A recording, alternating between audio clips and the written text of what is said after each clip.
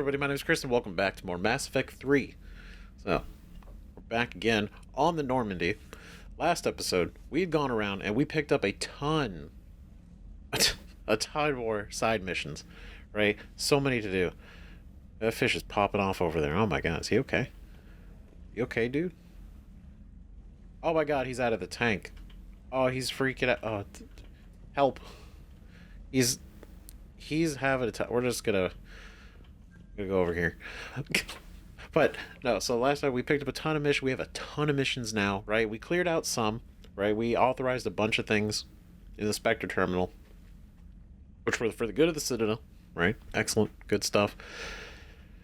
Also, we dealt with the Batarian terrorist that was down in the refugee camp, and he is no longer with us. He is gone. He is deceased. He's passed away. Right, so no longer a problem. No longer an issue. And a lot of it was basically fueled by what we as Shepard did in the Arrival DLC of Mass Effect 2, which was really shitty. Like, the feeling is really shitty. Like, it wasn't great. It's like, I get it, but also doesn't really excuse, bombing places and blowing shit up, But the interesting thing is, after that, we also went to investigate the Batarian codes that were being used, because we had that CSEC officer 2 episodes ago come to us and say there were these codes that were being used by basically that were created for the Batarians back when they had an embassy on the Citadel, and they were being used right now, even though there's no Batarian embassy anymore. So it was a little suspicious. So we investigated it, and turns out the guy that was doing it was actually Balak, the Batarian that we met during the Bring Down the Sky DLC in Mass Effect 1. Asteroid X57. And he was doing all of this. He was using the codes to, shut down life support machines in the hospital. He was... he caused a shuttle to crash and kill 117 people. All human, by the way. And then there was another code that was used. We don't know what that was for, or if that was to draw us out, right? But either way, when we found the third one, he showed up, gun to our back, and he was distraught, right? He was pissed at us. He blames us for everything. And he puts a lot of weight on everything bad that happened to the Batarians as our fault. Which was a wild accusation. I asked him, what does he mean? What do you mean? What are you talking about? And so basically, by us stopping the asteroid from crashing in Mass Effect 1, by us thwarting that plan, that caused the Batarian leaders to essentially accelerate research on the Leviathan of Dis, which we've kind of heard about and read in a couple places. But he confirmed that the Leviathan of Dis is actually a fucking Reaper. It is a Reaper corpse. It is a dead Reaper that they found and were researching on. And they accelerated the research, and we know what happens when you get close to those things. His people got indoctrinated, and they turned on each other. And it caused this whole terrible falling out, and then culminating with Shepard blowing up the relay and taking out the planet there, and basically that whole area, right? That whole fucking sector. And he's understandably pissed, but blaming us for that, I felt like was a little bit much. As far as specifically the indoctrinating of his people, that was kind of not really us, but he does blame us for that. We talked him down. It was a whole thing, but we agreed that we came to an agreement that it was for the best of his people if he actually joined up with us to fight the Reapers, right? Because if he wants to save his people and preserve them and give them a future, then they need to be alive to do that. And the best way to do that is to team up with us. And so we got the Batarian fleet on our side too, which is just a wild twist that I didn't see coming as an option, let alone Balak being alive. That was also like fucking cool as shit, right? Um, but on top of that, we got a bunch of new emails. Really, we got some new little things. We got a ton of missions that we're going to chisel away at in this episode, right? And one of which is this one, shore leave, which we're gonna do way later. Not worried about that right now. We have other priorities to do, and other things that we're gonna do. This definitely also feels like something that shouldn't be happening right now, so I'm gonna go ahead and just kind of like sideline that one, unless it does need to happen soon. But I don't know. I don't know. I don't think we should be doing it yet. Right? So, bam. What we're going to do today is we're going to start by going to the intercom, and we're going to invite, well, two opportunities that could happen. One, Traynor wants to hang out, have a game night, just kind of chill, right? And the other one is Diana. She wants to have an interview with us regarding the coup that Udina did. Traynor, if you're not doing anything, I've got a few hours free. Would you like to come up?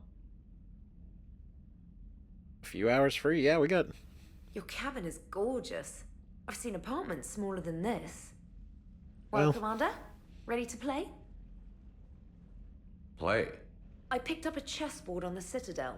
GUI interface, not nearly as nice as real pieces, but this takes up less space. And I recall you delivered something that closely resembled a challenge. So, interested? That's funny. Alright. I have a bad feeling. Oh, that's great. She brought a chess piece. Chessboard. This is a trap, isn't it? I'm just a simple lab scientist, Commander. I'm sure your real-world expertise will give you an edge. That's funny. Okay. Ha! Oh, come on. My word, Commander. It's almost as though you wanted to spare your pawns the indignity of living under my regime. Oh my god. In real life, that tactic would have worked. Well, in real life, one doesn't move on an 8x8 square grid. Damn. You know what I mean. The pawns are infantry. A good infantry line, like the Krogan, can take a charge like that. That reminds me of a joke. Jeez. What's the difference between Commander Shepard and a Krogan? One is an unstoppable juggernaut of head-butting destruction. About playing in bed. Yeah, I get it. That's me. One is an unstoppable juggernaut of headbutting destruction. God damn it.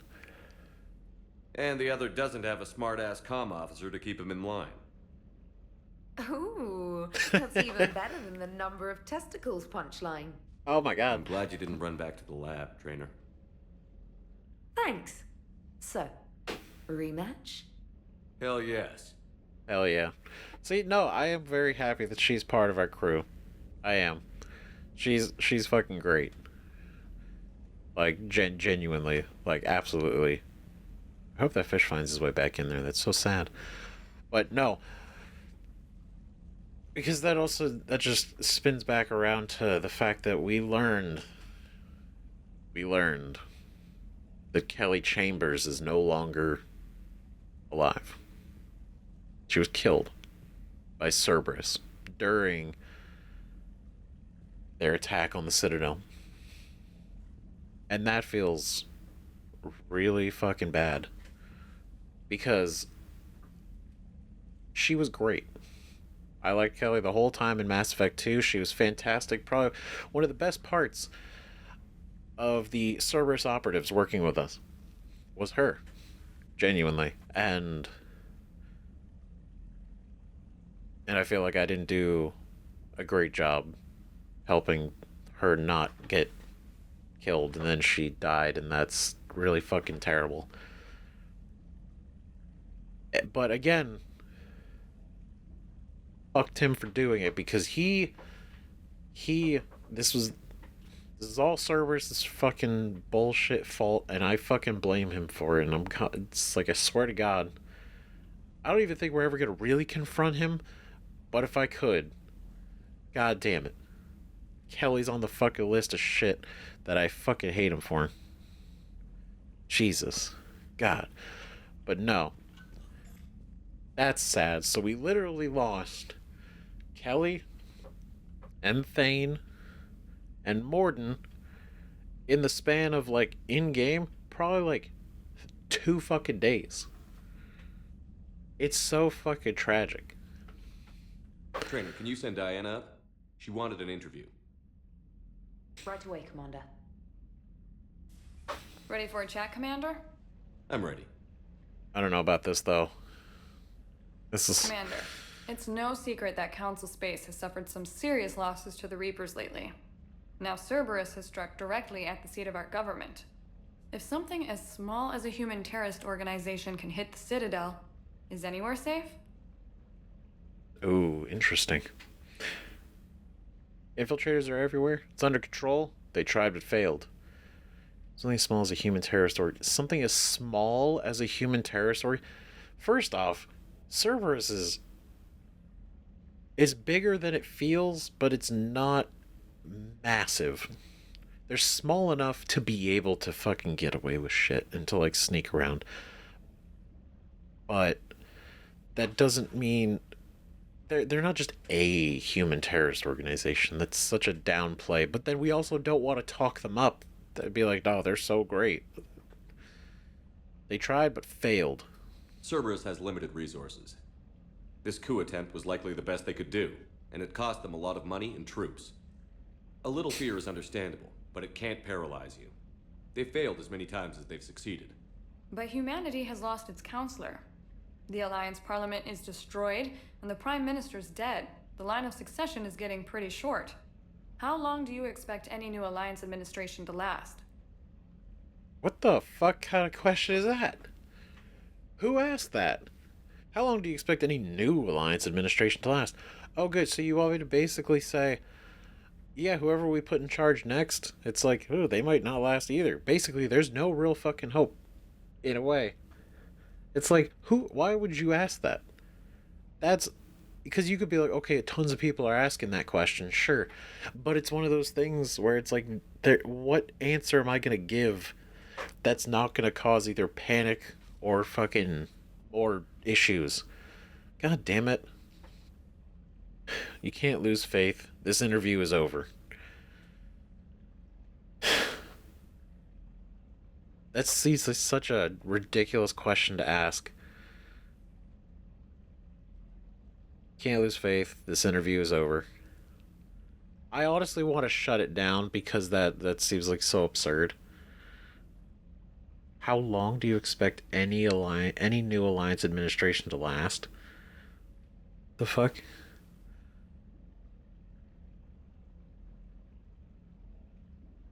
God damn it. Because, like, I want to shut it down, but I feel like that could also cause not, like, the best ripple effect. Because this interview could do positive things, but it also could do a negative impact. Because our last interview was good.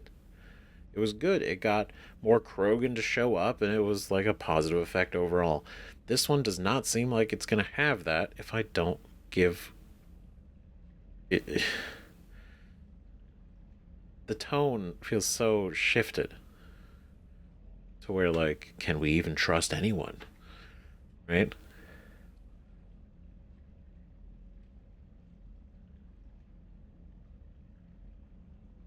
I don't know. Part of me just wants to shut it down because it's just like, what the fuck are you talking? What is this? This is ridiculous.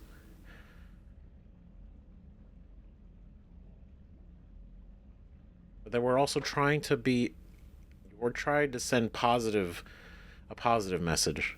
So maybe we could try to spin this back around. Leaders will rise. You can't lose hope. Our enemies won't rest until they've taken the last human being. Until then, we're not beaten. Right now, it's everyone's duty to step up. That wasn't too bad. Alright. Now a question from Thessia. Commander, during your tribunal, some said you had Cerberus ties. What the fuck? What kind Thanks of... for your time, Commander. This is Diana Allers for Battlespace. Good night, and stay strong. Really, that's Be where you're... careful, Commander. You keep feeding me like this, and I'll follow you home. I should have shut down the interview. God fucking damn it. Really? How are you gonna fucking do that shit? Really pull out the whole you have Cerberus ties, but you say it like that, and then this doesn't go anywhere else? That's such... You fucking... Oh my god, that's not good. That doesn't feel like that's gonna be great. It's like, oh, the Commander Shepard, the one who's like kind of leading the charge on this whole thing, he's kind of connected to Cerberus in a way. And it's like, cool, great, that's not gonna have some blowback for some reason. I'm okay with that. Let's keep this professional. Okay, calm the fuck down. Okay, let's keep this. I think we're just fine in front of the camera. Oh, did you think? Of course you did. Me and my big mouth. I'd better get out of here before I send another wrong signal. See ya, Commander. Go on. Alright, get out of here. Alright, 3rd Marine Division. War asset updated. Oh boy. Okay. Well, shit. Oh, man. Alright, we're gonna have to check that, because I definitely want to know how that affected everybody. How that affected the reception. Her being like, just might follow you home. Let's keep it fresh. She's like, oh, did you think I was... You thought I was interested... Man. It's like, Dan, it's fucking... ridiculous. James, I've got some time if you want to talk privately. On my way. I have Liara. Hey man, how's it going? Good, James. You? Good. Yeah? Wow. So this is what I can look forward to when I get my own command. You want your own ship, Vega? Yeah, maybe one day. When I'm old and I can't fight worth shit anymore. You just come up here to make fun of your commander? Sorry, loco. I guess maybe I got some things on my mind. I wanted to get your opinion on something. Yeah. Shoot. What did you do when they asked you to join the N7 program? I mean, was it a no-brainer for you, or did you think about it before accepting? That's interesting. That's a good question. I definitely feel like this is a very serious and like important conversation with him, not just like a mess around. He's clearly got a lot of things rolling around his head. I thought about it. It was a no-brainer. I thought about it a little bit, because there's like, you gotta weigh like, yeah, it's a great promotion and it's like fucking phenomenal, but it's like, what are the drawbacks to that? And it's like, what are you committing to? And it's like, what your goals are versus the goals of being in the N7, and is that what you really want in the long term? The N7 program is a big deal, but it's also a big commitment. I hear that. You get the best training, best equipment, best assignments. And they expect the best in return. Yes, they do. Why you asking? Well, even all the shit that's going on, somebody somewhere managed to track me down and forward an N7 commendation. Oh shit. It's dated the same day the Reapers attacked Earth. You don't sound too thrilled. Well, aside from the fact that there won't be an N7 program if we don't win this war, being a soldier's the only thing I've ever been really good at. And not because I try. Hell, I'd have kicked my ass out years ago. Last time I had a command, I lost almost everyone, and they promoted me for it. I guess I'm just not sure if I'm ready to lead again. I don't know if I want that responsibility. Damn. That's a lot of weight. I get that, especially after everything yeah. What happened exactly? You mentioned that before. What went wrong? What didn't go wrong? We were out on patrol, checking on some strange readings. and the collectors hit. But they hit the colony first. By the time we got back, most of the colonists had been subdued or abducted, including our CO, Captain Tony. So you were in charge. Yeah.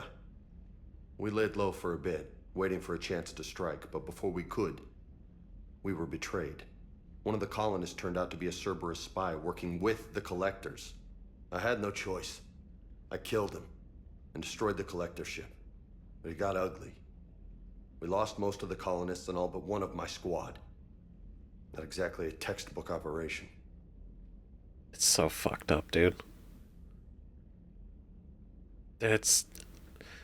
I'm glad he talked about it, right? Because that's a lot of shit. The fact there was a Cerberus operative working and betray them, like, it's so fucked. Soldiers are expendable. You still did the right thing.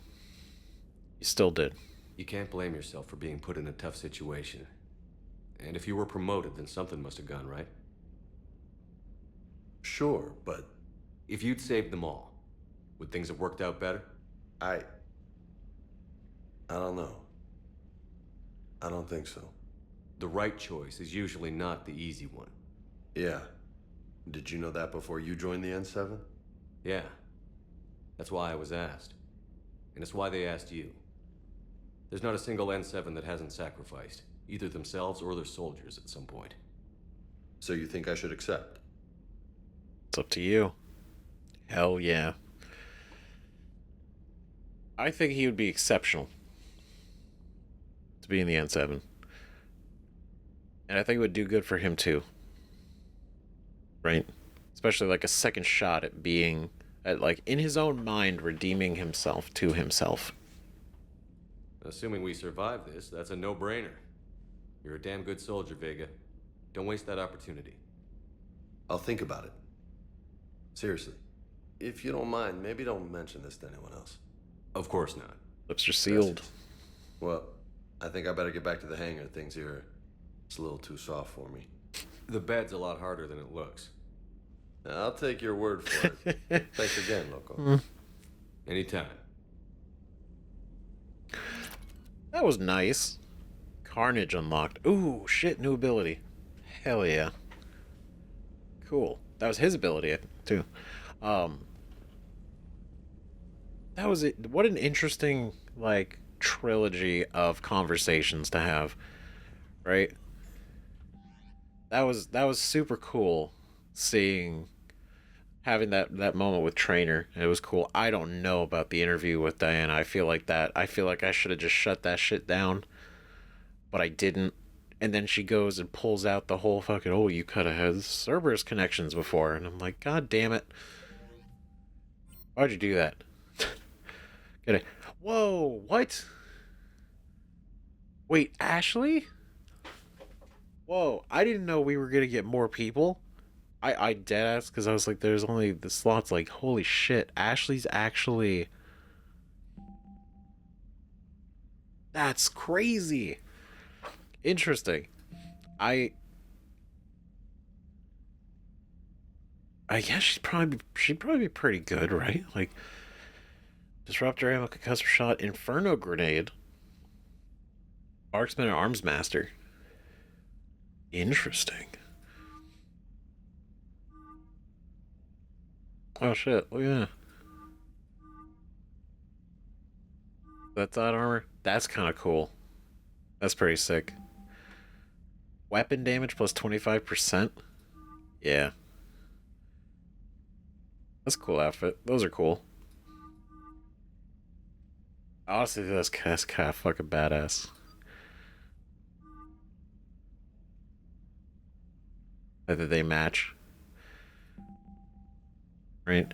Honestly, bringing James and Ashley, or Ashley and Garrus, I do wonder what Ashley's going to think of Javik, though. That's going to be an interesting conversation.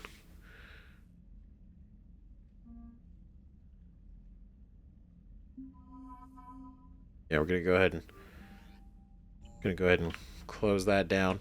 Oh, I didn't say hi to our guy. What up, buddy? Let's go talk to the crew. Right, because we have not spoken to them. in a minute. She'd like to speak with you down in the med bay. Commander. Okay. All right, Dr. Chakwas. Oh, I wonder if she's with Ashley. Well, maybe. I don't know. I don't know where Ashley would hang out here. There's not really another room. But Cerberus is gonna have a hard time recruiting now. So Cerberus wanted to go into politics, huh? Nice job shutting those assholes down. Didn't you used to work for those assholes? Something about leather seats? I worked for Cerberus when they were vigilantes helping the helpless. Now they're a little too mainstream. And evil. The important thing is that you kick their asses. And also that Ash aced the don't shoot your commander portion of the Normandy reinstatement test. that's really funny. Don't shoot your commander. Yeah, they're too mainstream now. They're too... We worked for Cerberus back when it was cool.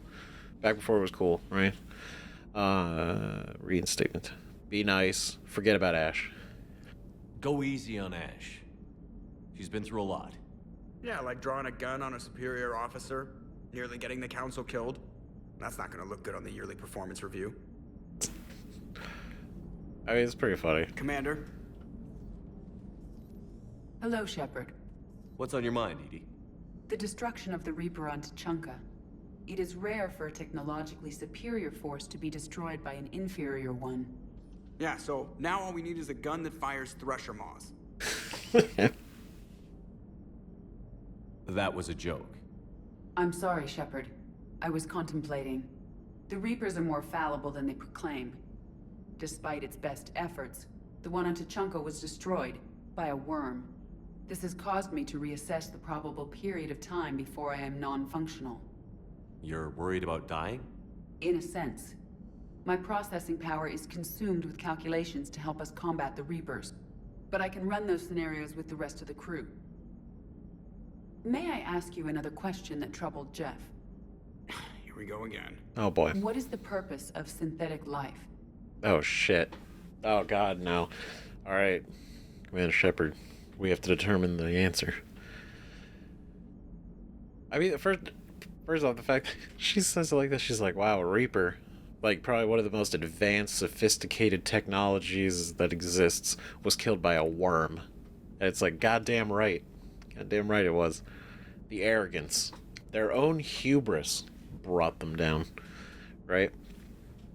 But I mean, it's pretty fucking cool. But the fact that even she recognizes they're more fallible than they let on. It's like, well, yeah.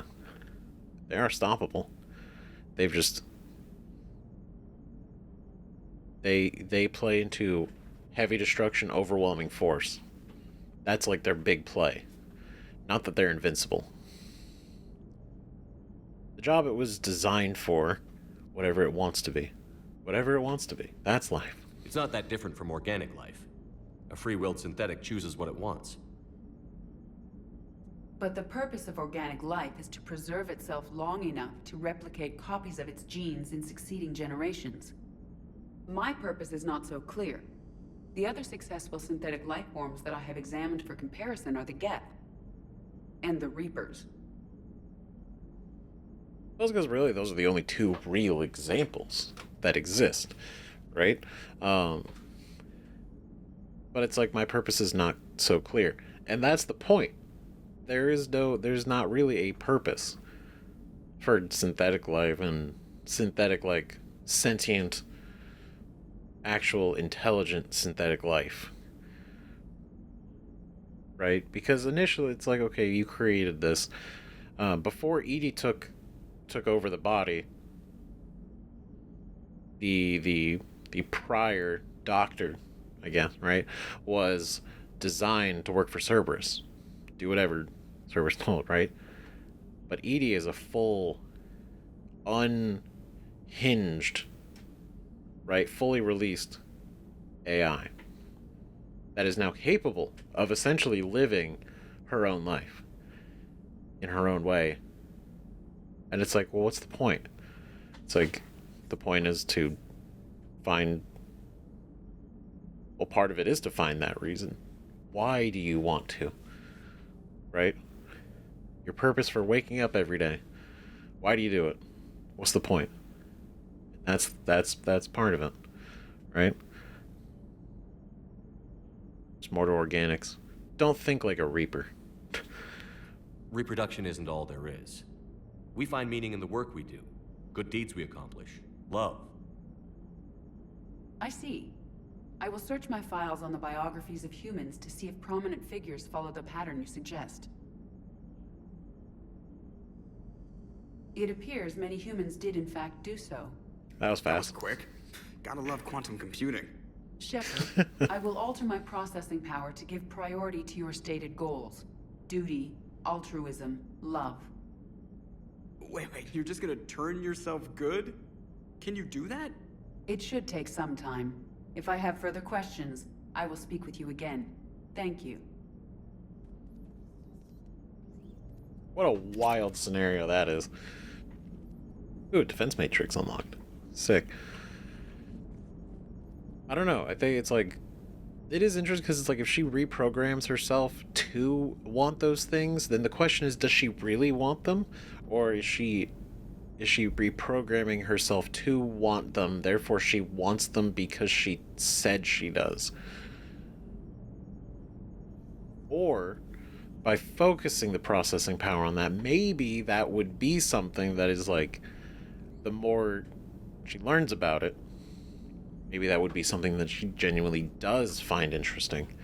Because there are things that do actually genuinely interest her, right? So this could be interesting how this is gonna go. Commander? Are you and Ashley okay? The last time she saw that body, it wasn't exactly pleasant. I have informed her of the situation. She is taking it well. Good. Good. Yeah, last time that body was like smashing her head against the wall. Hello, Not great. Shepard. Not good. Probably like initial PTSD, like immediately, right? But I'm glad they talked a little bit. Commander, Admiral Anderson is available in the war room on VidCom. Oh my god, everyone is trying to talk to me right now. We are popular. Shit. Okay, I'm not gonna worry about him yet. Alright, they could wait. VidCom, it's fine, it'll be there. I'm gonna go make sure we talk to everybody else first. Whoa, Garrus.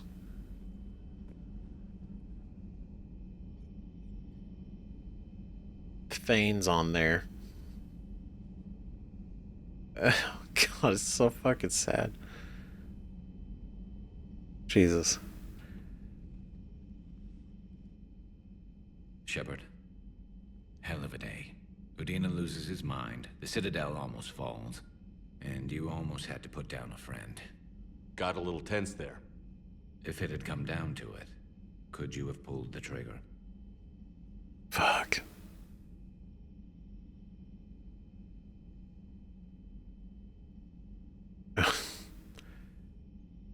I mean, probably not, realistically. But... yeah, I don't see how. We start killing our friends, and war turns into murder. But it doesn't always give us the easy way out, does it? At least Ash didn't have to join Caden. Let's hope he's looking out for us. This was his fight, too. damn right.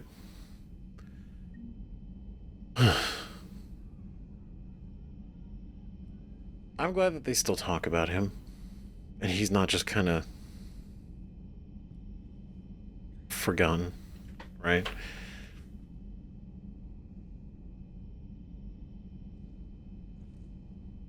Damn it. Well, I guess it's... I feel like Kelly's name should be on here, though. I feel like it should be. Good to have Ash back. We can always use a friendly gun. Completely. Overall, a positive thing. That's for sure. Oh, May I speak with you, Commander? of course. Commander, an opportunity has come to my attention that may interest you. What's going on, Doctor? Refugees arrived at the Citadel recently in possession of military-grade medical supplies and equipment. In reviewing our inventories, I determined we have an excess of medical supplies to treat contagion, exposure, and malnutrition. They're equipped to help injured soldiers, and we have supplies to help suffering refugees? Precisely. Perhaps you could ply your charms to broker a trade. Oh, interesting. That's actually a really good idea. Isn't this something you could do yourself? War profiteering is running rampant, and these refugees are wary of the Alliance military. They didn't trust me. But you are Commander Shepard, the hero. You could persuade them. The hero. I'll find the refugees as soon as I can. Speak with Tactus. Many of the refugees near the Citadel docks look to him for leadership. Thank you, Commander. With access to their equipment and materials, I believe I could increase the effectiveness of our Medigel. Oh, hell yeah. I like that. Let's go. It would help all involved if you could barter a trade of medical supplies with the Citadel refugees. Speak to Tactus. You should be able to find him near the docks. Great. Will do. That's another one. Medical supplies. Group has military medical supplies, but needs simple civilian necessities, and we're just going to go talk and do a super easy swap. Reason to go back on the Citadel. Right? Rip target to shreds with a vicious blast. That seems like a really cool idea to have. Right? Kind of like the idea of carnage, right? Cluster bomb, a small area with incendiary munitions. But defense matrix is the other one we got. Reinforced armor with protective focal currents. Purge the currents to restore shields. Slows down power use, though.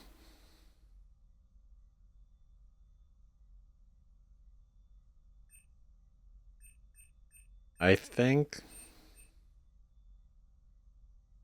I kind of want to use carnage because I feel like that could be fun. That could be a fun one. Anyone hanging out in here? No? Okay. Okay, we gotta go. Got much more to talk to. Okay, so that's gonna be empty because he's over there. So Per your orders, I have the latest reports on the Council, Doctor. Their security is in disarray, but it would still be weeks before we could attempt to position any agents in their personal staff. And it's far too risky after Udina's coup.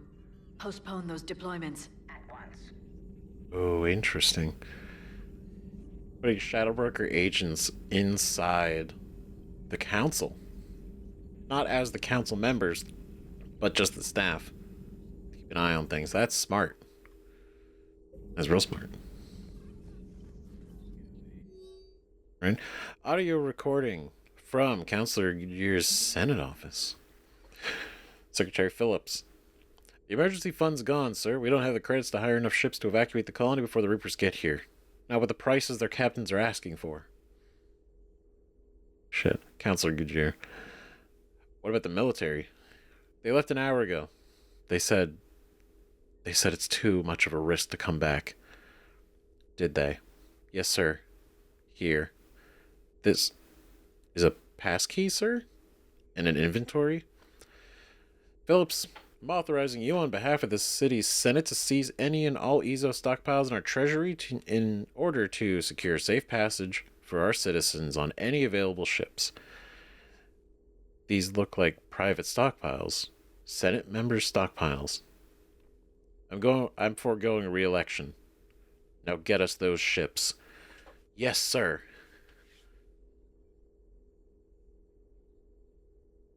Honestly, it's kind of fucking noble. Right?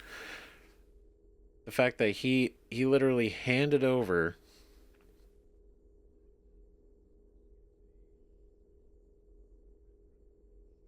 the counselor literally gave up his whole plan for re-election, handed his secretary access to the stockpiles to then just basically give those to literally anybody and sort of like as payment.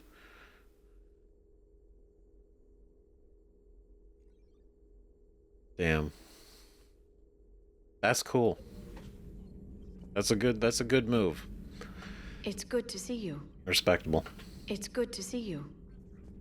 Yeah, you too. You were fucking hella busy. Shit. At your service. Of course.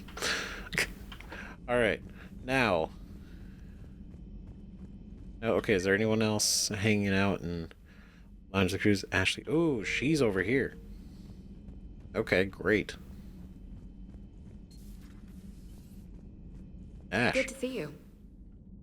Good to see you. Oh. Okay, I guess that's fair. There's not really a lot happened since we got on the ship, so guess that makes sense.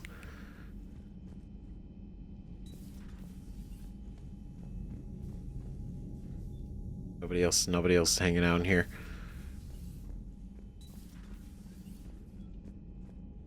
Nobody else hanging out in here yet.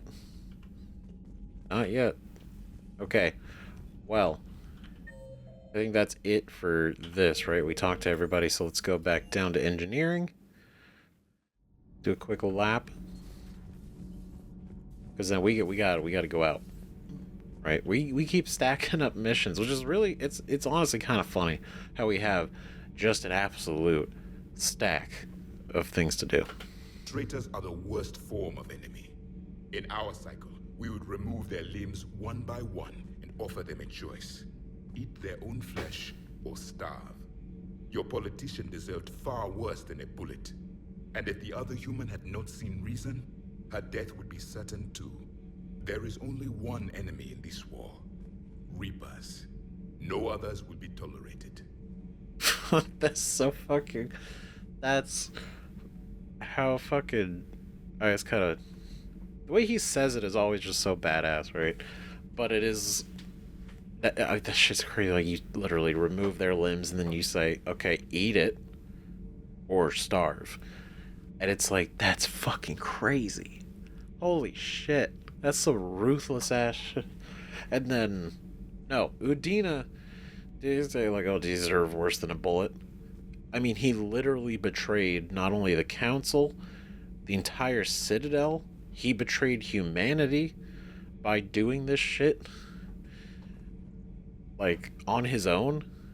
And he didn't betray humanity, like, directly. Even though humans did get killed in this entire process, it was the trust of humanity that they put in him as the counselor.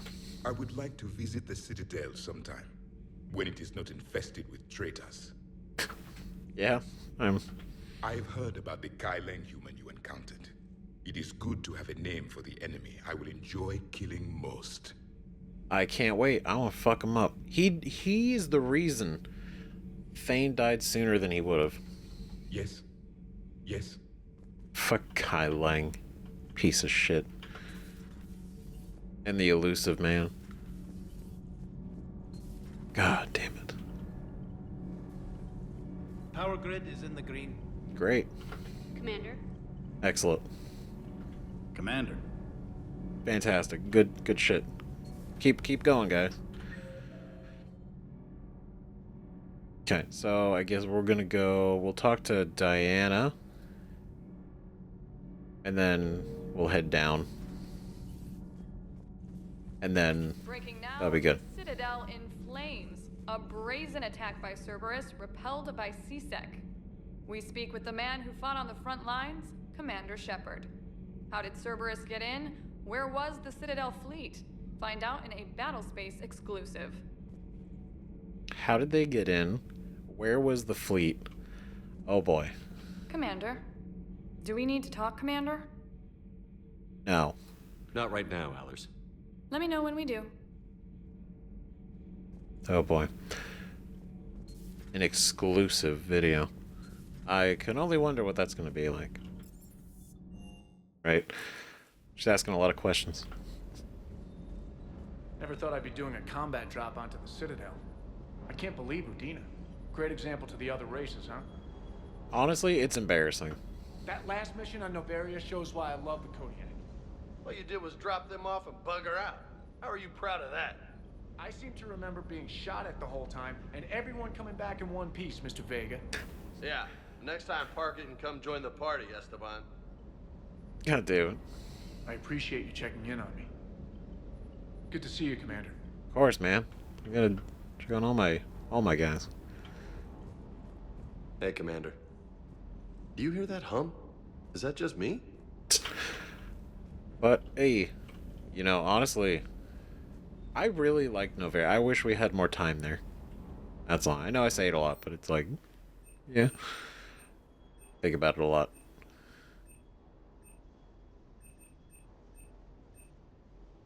Okay, 1, 2. This one. We'll up that. And then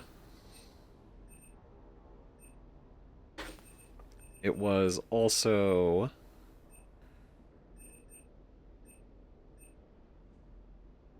yeah, we'll bring these up to 5. I feel like that's good. Right?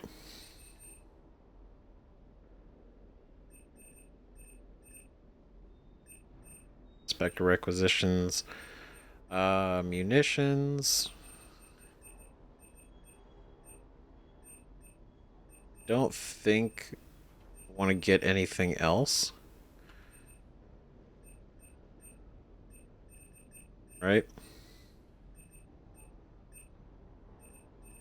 Yeah, I think with what we have, like, it's pretty good.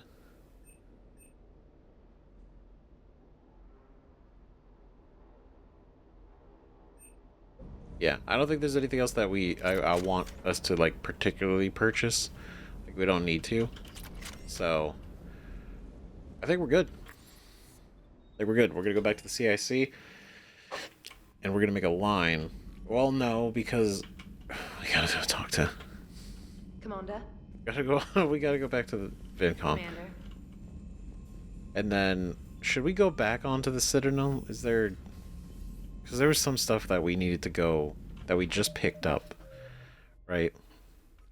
Because we got a broker for this. Right? And...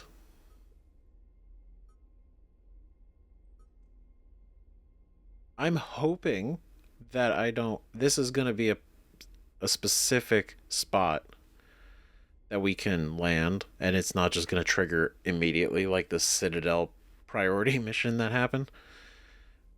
I didn't expect that to immediately start. Investigate the ambassador at the Presidium embassies. Yeah, we got a couple things that we need to actually, like, physically do. So maybe we should. Right? What do we got here? What changed? 103rd Marine Division. Commander Shepard's interview with Diana Allers about the attempt to take over the Citadel noted Cerberus' tactical missteps, which improved the morale of Alliance ground forces. Great. That's good. It was a positive interview. Definitely a good idea we did it then. That didn't feel, in the moment, her bringing up that we had ties to Cerberus was, like, kind of embarrassing. But I'm glad overall it had a positive impact. Shepard, I was hoping you'd check in again. You okay? Been putting my old academy training to use. Organizing the resistance. You know, you've got quite a fan club back here. Any news we hear about the Normandy gives hope to the guys in the trenches. Oh, hell yeah. That's great. I know what that's like, fighting in the dark. I'm glad we're making a difference. It's more than that. A lot of these people have never held a gun in their life. When they heard that you managed to get the Turians and Krogan to cooperate, that was a shot in the arm, Shepard. Of the one thing we're in short supply around here, faith. That any of us will live to see another day. How bad is it? It could be worse, but not much. Can you still coordinate any kind of counterattack? We're hitting the Reapers every chance we get. Mostly guerrilla-style hit-and-runs, but it's not enough.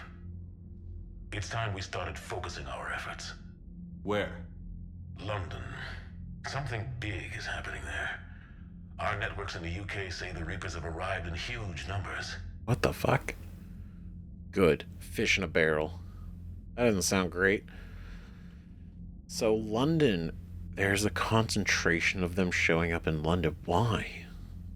That's suspicious. I don't like the sound of that. Any more details? No. And that scares the hell out of me. Well, the Crucible will scare the hell out of the Reapers. We're counting on it. I hope so. Oh, and Shepard, I meant what I said earlier about Kai Lang. The Reapers may seem like our biggest threat, but take it from me. Lang is a vicious bastard. Don't underestimate him. Noted. Then I'll let you get back to it. We need whatever good news you can send our way. Anderson out. I mean, yeah, any good positive shit we could say is definitely good. Right? Overall, morale is so important. Right? I do want to know, like, I would like to see some of the tactics they're doing on Earth, like just like a scene, like what have they been Commander Shepard. doing? Because that the fact that they're holding out is impressive. Because this shit is crazy. And I totally believe it when he's like, Kai Lang is a vicious bastard. It's like, yeah, I fucking bet. Like, just read the email that he sent us about his history. It's like, the fact that he had a great record, he was exceptional, and they knew it, and they recognized it. And then the second he got into N7, later that year, in some distance between that, he straight up killed somebody. And it's like, oh my god, why? What the fuck? But, all in time, right? Because we gotta go back to the Citadel anyway, for some of these. Or at least for some of the stuff that we can go to these planets for, right? Like recover it from the Hades Nexus and deliver it to them on the Presidium. So I'm thinking, let's go around to the planets and collect the stuff that we can collect from scanning. And then we'll come back to the Citadel. We'll turn all those in. We'll then go for the medical supplies and the Volus Ambassador. Gotta do all that at the same time. Right, on our next visit to the Citadel. I think that's a good idea. So, for now, let's go to the Hades Nexus, just because there's two. Just because there is two there, I think that's a good idea. Okay, so I guess I'm not that crazy. We don't have the Hades Nexus. Or at least it's not here. We don't have a way to get to it, or we don't see it. So, I'm assuming that could potentially show up at some point. Maybe we just can't get to it yet. Maybe there's too much Reaper activity needs to shift. So, we'll go ahead and put the Hades Nexus one on hold. And we'll go do a different one. We'll go to the Athena Nebula. And pick up the one there in the meantime. And then we'll go and we'll look at what other what we have, because for this one at least it is down here. The Nebula needs a statue from the Hesperia period to help with Crucible research. Alright, so we're looking for the statue. It's going to be somewhere in here. We'll just gotta poke around, read some planets, do our thing, right?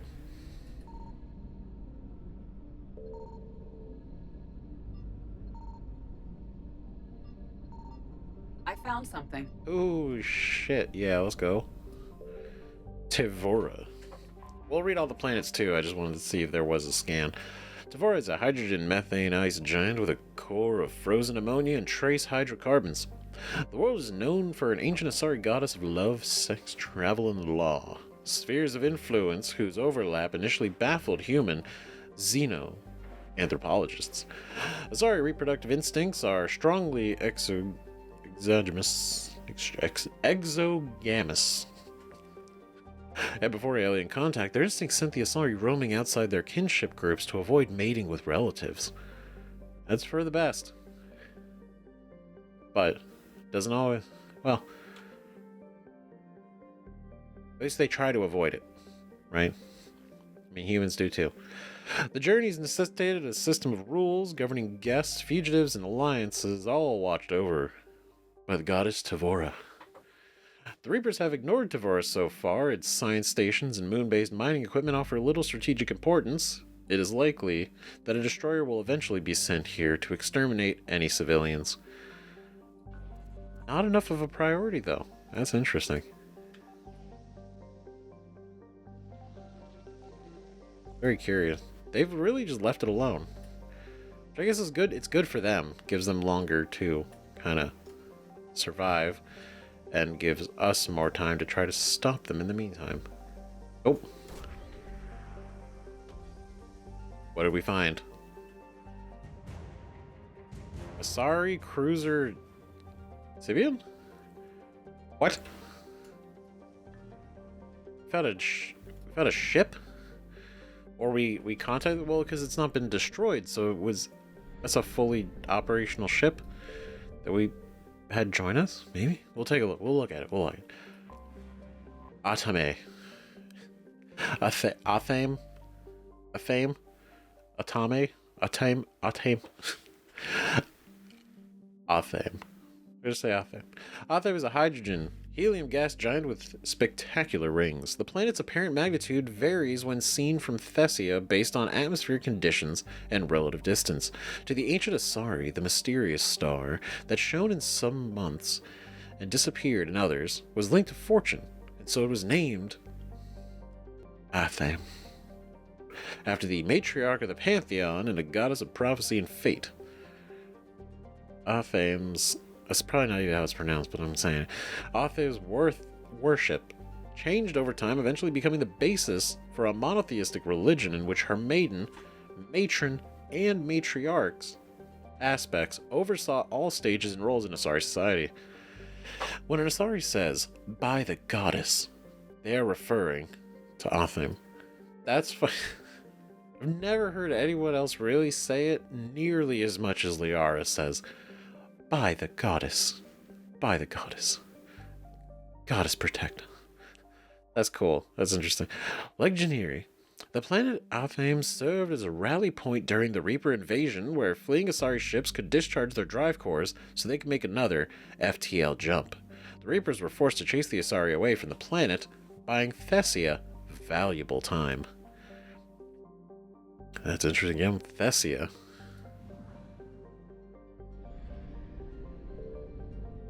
That is cool. I hope we could at least read about Thessia, right? That'd be neat. Lucen. A large reflective asteroid, Lucen is almost visible in Thessia's night sky and was discovered soon after the Asari developed optics. When the space age finally arrived, the rocky asteroid was among the first to be mined for its valuable deposits of platinum group metals.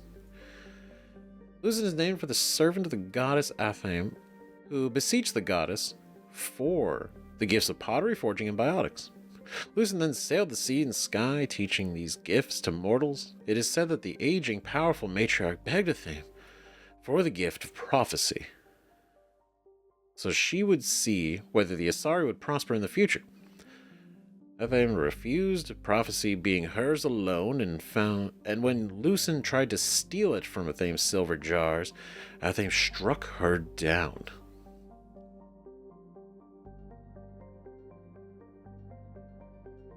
It is very interesting. Like their entire like pantheon.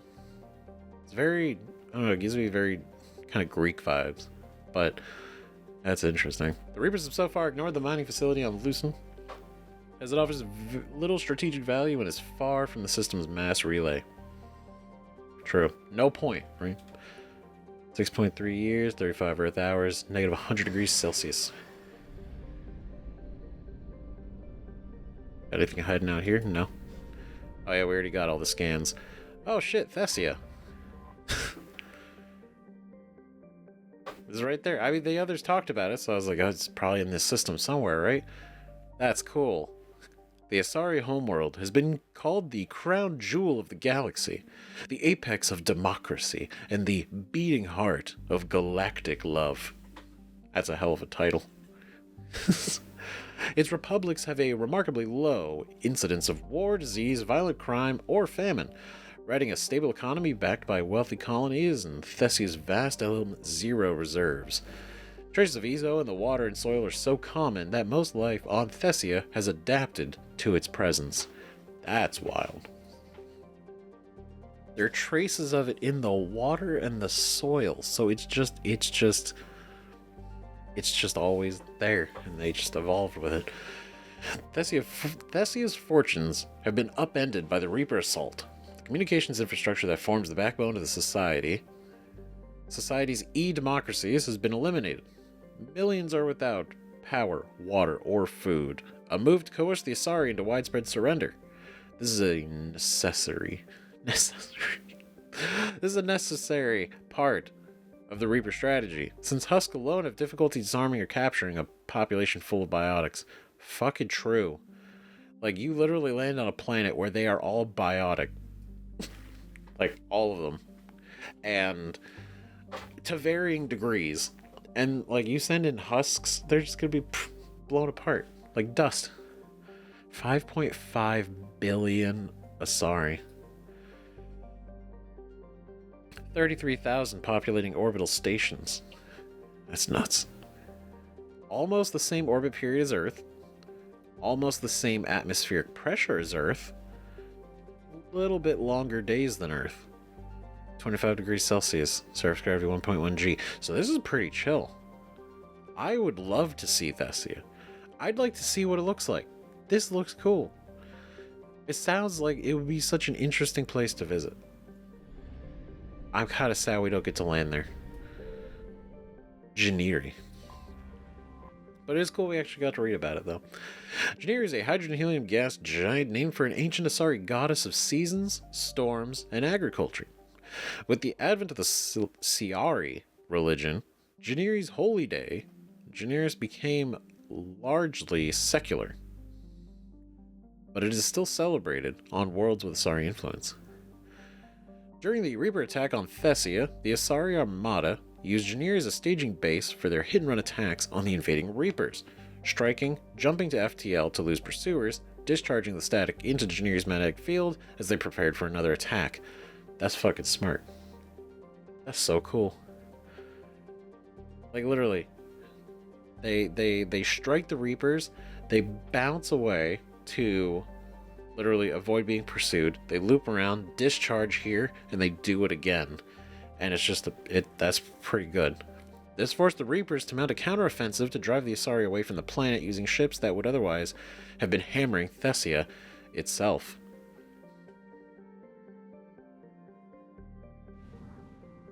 That's smart. So the Asari really put a lot of work into protecting Thessia, at least. Or at least distracting them enough to keep them away from Thessia. Piaris. The lifeless sister planet to Thessia lacks water or oxygen. It is covered instead with deserts, the air a mix of carbon dioxide and ethane. The manageable temperatures and gravity on Piaris led to heavy exploitation of mineral wealth in the beginning of the Asari Space Age. Today, Piaris is largely mined out. So it's kind of just like, it's just kind of there now. Piaris is named for an ancient Asari goddess of death. It's not seen as a malefic figure, but as one who guided Asari spirits on their final journey. From her home in the stars, she could grant an Asari who had lost a lover the ability to restore them to life in another body.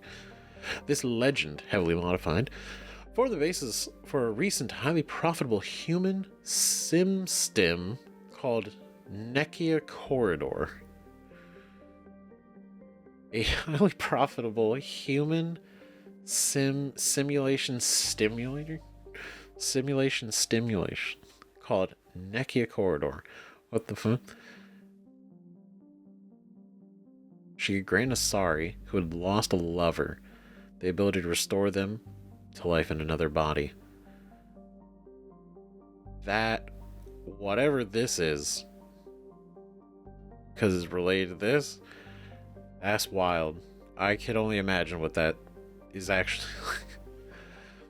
Oh my god. The Reapers targeted Pierre's from orbit, its population too small to bother harvesting. Wreckage of the old domed cities and spaceports dot the landscape.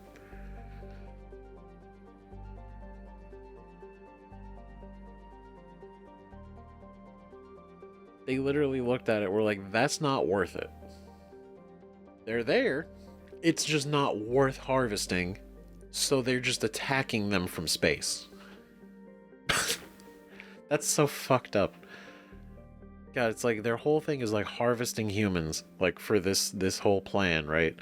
Harvest humans and then kill everyone, but still harvest, right? Like, we're not gonna not harvest.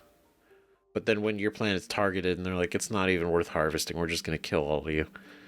It's almost insulting. It's like, damn, bro. Fuck.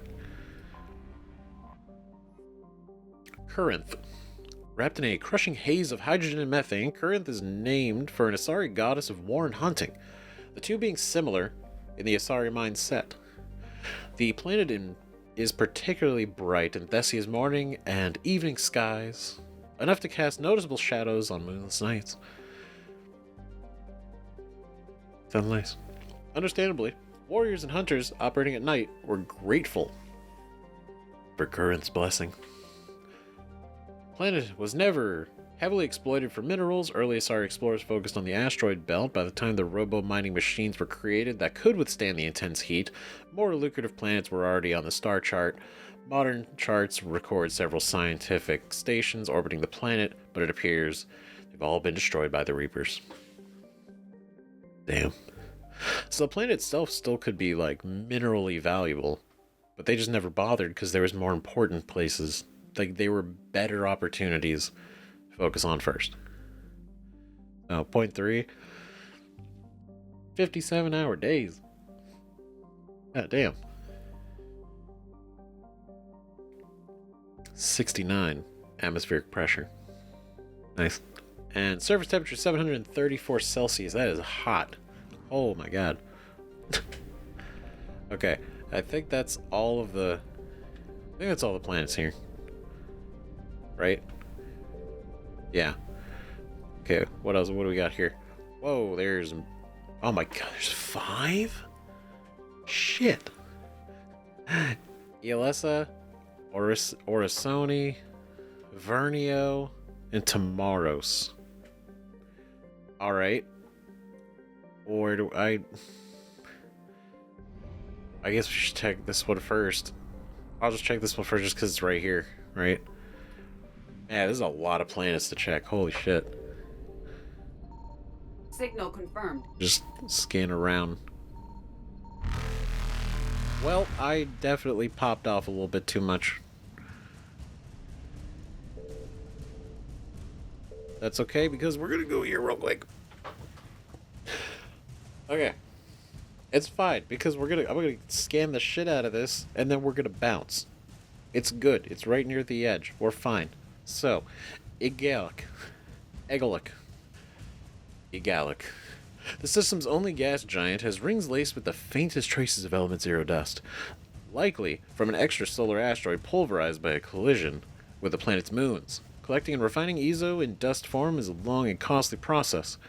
The Elkos Combines sought the mineral rights to Igalic from the matriarchs on Thessia, but the Reaper invasion stopped any deal from going through. The equipment here is undamaged by Reapers, the attack on Neokal likely taking priority. Damn. So basically it's kind of been left alone for now. Which I guess is a good thing. Definitely a good thing. Asari research ships? What the fuck? That's also not what we need. Ooh. Faster than light jump successful. Alright, we're good. We're good. And that's 100%. That's the only thing that was over there. I know we gotta read the planet. I want to read the planets though, but maybe we come back. Because if they're hanging out there, I don't want to risk it. Right? I definitely popped off with the scanning, but we fucking made it work. Got out of there. Alright, Beness. The ice giant Beness is the outermost gas giant of the Tomorrow system. It is likely formed much closer to the system's star and migrated outward over time. A debris field of scrap metal near the planet suggests the Reapers have been here. Fuck, they've already been through this area then. 89-year orbit, Jesus. Okay. Alright, I'm gonna read the planets first though before I go scanning like a madman. Valhallan is a hydrogen-helium gas giant. The Reapers have destroyed its fueling infrastructure. Yeah, just straightforward. It's gone. During the Lucia campaign that started with the Krogan rebellions, Valhallan was the site of Krogan overlord Kredak's ultimate defeat. As his flagship was discharging its drive core and undergoing repairs, an Asari commando team snuck on board, detonated resonant warp bombs, sacrificing their lives to destroy the vessel through explosive decompression. Fucking badass. That's crazy. So, this dude literally parked here. He's like, alright, we're gonna take a minute, we're gonna discharge, we're gonna fix things up, and then we're gonna keep on going. The Asari team snuck on for their own suicide mission. It took everything out. That's so fucking... That's gnarly. Explosive decompression. Fucking shit, dude. Badass. Okay, there's only a few here, so we'll read them first. Lucia. The Krogan rebellions began in the Asari colony of Lucia. Really? After centuries of unabated expansion, the Krogan finally forced the Council's hand when they tried to annex this world. Aware that in a generation Lucia could be a staging base for an invasion of Thessia, the Council came to the colony's defense. I mean, at least they still came to their defense, right? They cut the Krogan supply lines off at Thessia's mass relay and inflicted heavy casualties. The Krogan here surrendered, but others across the galaxy were enraged. Lucia became the catalyst for a much greater war. The Krogan surrendered. But that basically just pissed off the rest of them. And that started the whole thing. Wow. So basically, these Krogan surrendering pissed off the rest of the Krogan. Maybe not them actually surrendering, but the fact that they were stopped in general. And then also maybe surrendering was just like, oh, it's embarrassing for Krogans to surrender. Like, how it's shame. You die in battle. Right? More than a millennium later, Lucia finds itself once again in danger. Although the Asari have lost the high ground of space, we know how the high ground is the best place to be, and they've lost it. The colony's web defenses grid remains at least partially functional. Land, sea, and air forces are striking wherever they can, determined to resist until the end. Respectable. Badass. They're doing their thing. 2.2 billion Manoi. 4 years, 57 hour days.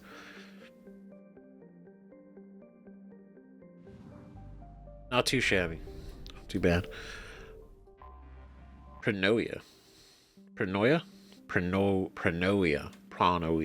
is a methane ammonia gas giant notable for the large deposit of platinum discovered by Lucy's colonists on its largest moon. Asari have been selling the precious metal, used in some medical equipment, to the Certa Foundation for less than its market value. The discount may have single-handedly saved Certa from bankruptcy, a debt that is rapidly being repaid galaxy-wide through Certa's humanitarian efforts. The Reaper presence in the system has no doubt cut off supplies to the Foundation. That sucks. That's wild, though. The Asari have this. They've been mining it, but they've been selling it to the Certa Foundation at a loss. So when the Certa Foundation uses it, or they sell it, they can make more money, or profit. Maybe not profit, right? But just more money to be able to increase their operations, right? And Yeah, rapidly being repaid galaxy-wide through Cerberus humanitarian efforts. That's really fucking cool. And that being cut off is really fucking bad. I found something. Wait. Oh my god, why is it so close? Shit. Oh god, I didn't click it better. I didn't click it the first time. That was so embarrassing. Please be the statue. Please. Yo, we'll take it. Still, sorry, cruiser. Okay. Go. Speed. 50%.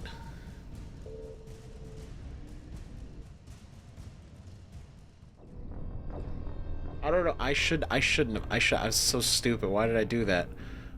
Oh my god. That's so bad. That's embarrassing. I found something.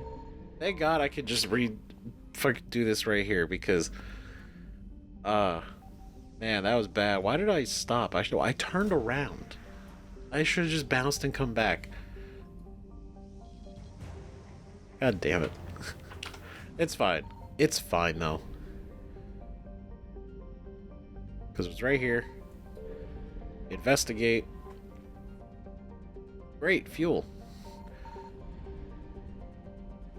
It is a good idea, and I realize this now, and a couple other people mentioned it too, but going to the furthest out, like these furthest out areas is definitely way better to do first, because we do burn the fuel. Like, right, and that was so much fuel, right?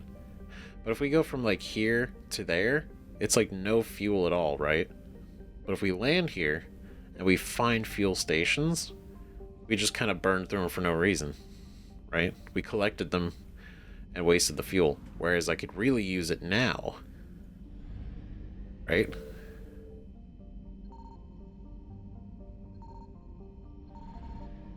Okay. Alright. Vernio. Cetera's atmosphere retains a modest amount of oxygen, but it is too hot to support life that relies on liquid water. This is fortunate because projections show that Cetera will collide with Promavis, a planet crossing its orbit within the next 3 years. The impact is expected to pulverize both worlds while forming new asteroids and moons. The Astari have constructed research stations at safe distances to record this rare event. Honestly, I feel like if you could do it at like a safe distance, watching two planets collide is probably one of the coolest fucking things to witness, because of just how fucking crazy that must be. Like two like worlds just crushing into each other. Like, that's probably some wild shit. I can't even, like, you could probably simulate it, right? But it's different than like actually watching it. Promavis. Within 3 years, Promavis will slam into a neighboring planet, Cetera, which we just looked at, suffer an apocalyptic transformation. That's one way to say it. Asari explorers searching for life in Promavis's hydrocarbon morass were relieved to find none. Promavis's methane-ethane atmosphere is likely to ignite when it mingles with Cetera's oxygen, and both planets will shatter under the force of the collision. Absolutely brutal. The fact that it's the next 3 years, that's so soon. Alright, Naughty.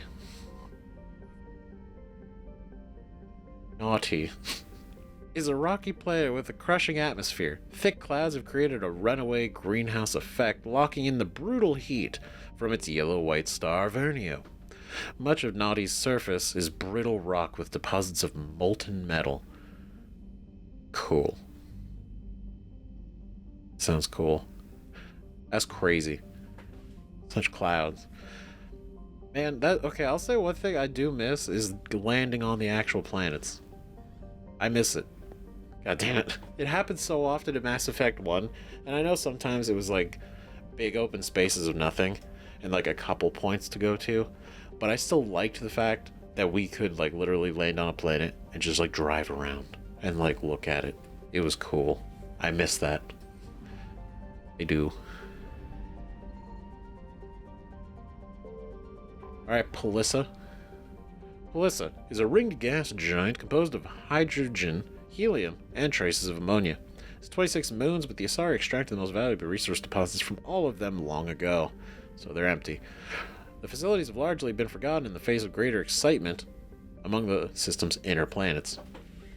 So they basically stripped this thing for everything it's got and moved on. Signal confirmed. Oop. Shit. I thought the scanner would have caught it. Okay, almost. Almost. Come on. There we go. Probe it. Yeah, there we go. The Hesperia period statue. Let's fucking go. We're done here. We're leaving. Well, actually, there's another secret. Oh, we're done. We're done. I call. Evasion successful. Never mind. Okay, we're gonna head back to the Bass Relay because we are out of fucking fuel, and we need to refuel. Damn. All right. That's crazy. I think that's the lowest I've ever gotten on fuel. I don't think we've ever run that low on fuel.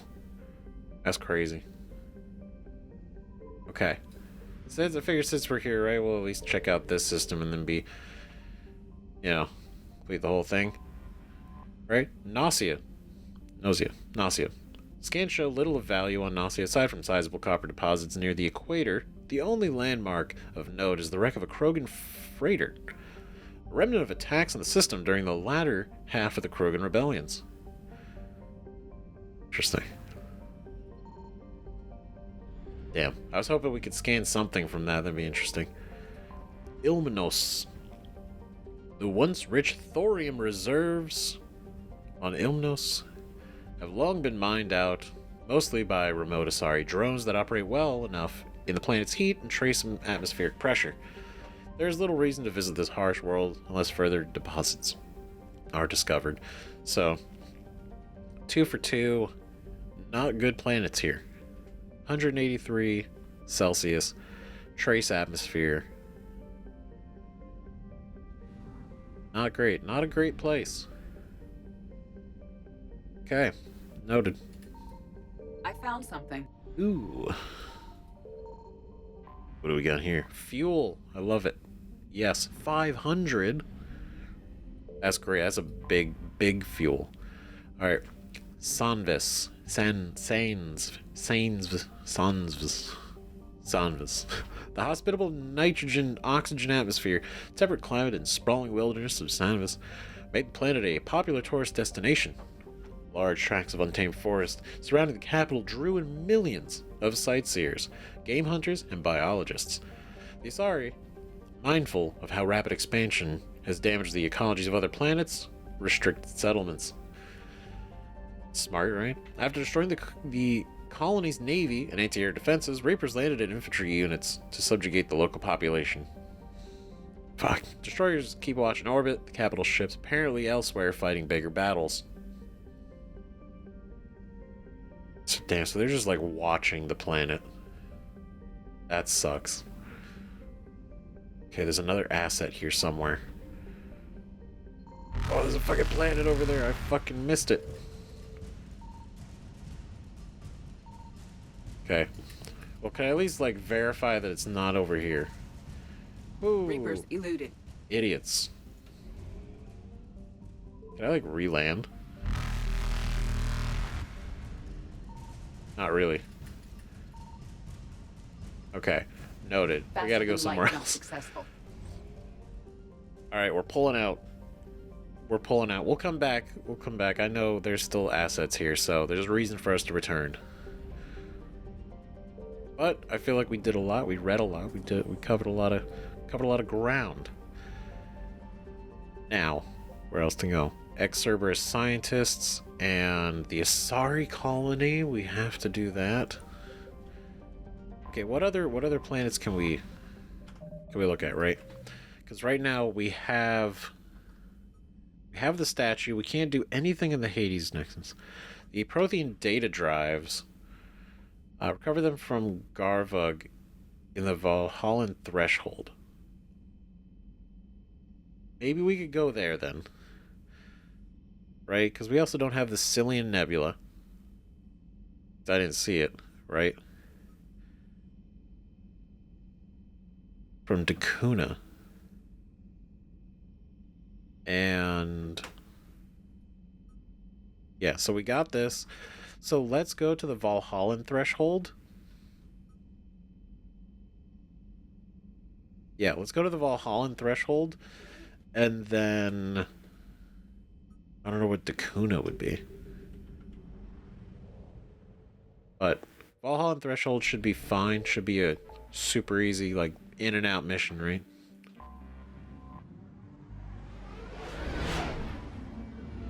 Good shit.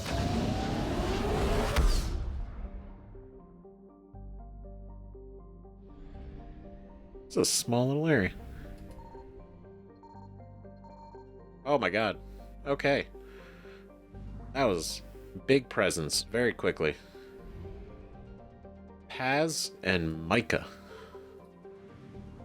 Mika? That was Garvug. Holy shit. Signal confirmed. Son of a bitch. There we go. In 354 CE, Garvug was considered a bargain world, given to the Krogan to placate them because no one else wanted to live on such a frozen rock. Technically a life-bearing world, Garvug had a small farm belt around its equator and well-insulated marine life in its seas. By the turn of the century, the Krogan had completely adapted, breeding hundreds of younglings per family in vast underground bunkers. Shit. By the turn of the next century, Garvug's narrow strips of coral reef have been destroyed by overfishing and pollutants. An excess Krogan took to the stars to find another planet to consume. Garvug was treated as an object lesson by the Citadel Council. The Krogan could not be trusted to check their own numbers. That's fucked up. Say that. I mean, like, they're just, it's natural for them. If anything, they have been shown a big lesson in their own, to themselves, if anything, right? Because if they want to live and eat and survive at all this, they would have to kind of control their own population, right? And in the moment, they probably weren't thinking about it, right? They were just like, okay, well, we're gonna reproduce, we're gonna have kids, we're gonna do this, all this shit, right? And they're just doing it, and maybe they don't realize it, maybe they do, maybe they just don't care. In the moment, right? They'd rather produce their younglings and then just like move to another planet or just shit like that. I don't know. But I feel like once you see how bad it got, and then now that they can reproduce now, like confidently, I feel like it's like, okay, well, you can reproduce now. You totally bring back the population. You'll be good. But, you know, for your own sakes, you know, kind of, you know, be aware. Be aware of, like, resource management. I don't know. But it's not like talking down to them. That definitely was... I mean, it led to the Krogan rebellions. Which was like a whole fucking thing. Today, Garvug is a frozen wasteland, home to corporate eco-engineering efforts trying to implement sustainable agri and aquaculture practices. Krogan Vorchapaks are a constant threat, and the corporations pay mercenaries well to keep their operations safe. Negative 30 degrees Celsius. Damn. Cold. I feel like the Krogan were like, yeah, we'll live there. It'd be fucking great. We'll take it. What do we get? Prothean data drives. There we fucking go. Super easy. In and out. It's another secret here. Investigate. Ooh. Grab and go. Evasion successful. Fantastic. We're gonna go over here just because like we're already here and there's only two, right? Small system, right? We got here. Duma. Home to 51 moons, including the prebiotic moon Anaphil. Duma is a standard hydrogen-helium gas giant with violent surface winds exceeding 1,900 kilometers per hour. Holy shit. That's insane. That's crazy how fast that is. Wow. Like its sister planet Elohi. It is believed to be an extrasolar capture. Are you just hanging out here? Israfil. Largest of the Ezo trio, Israfil is a silicon-heavy carbonaceous asteroid. It is home to approximately 40 species of microorganisms in its liquid water and was blamed as the source of prion-based biowarfare agent EHE, exotic humanoid encephalopathy. Fucking what? Encephalopathy? Encephalopathy. It doesn't sound great. I don't really know what that means, but the fact that it's a biowarfare agent is already not great. Used by the terrorist group Totenkopf in their attack on Gagarin Station in 2184. Jesus. While many in the scientific community protested the Israfil did not have sufficient atmosphere or evolutionary history to sustain life at the Prion level, the asteroid and its Ezo miners were nevertheless quarantined to reassure the public that the system's alliance was taking action. Though no evidence has yet been found that EHE originated from Israfil, or was even synthesized in a local lab, the SSV Manila and a team of epidemiologists maintained watch over the asteroid ship traffic for now. So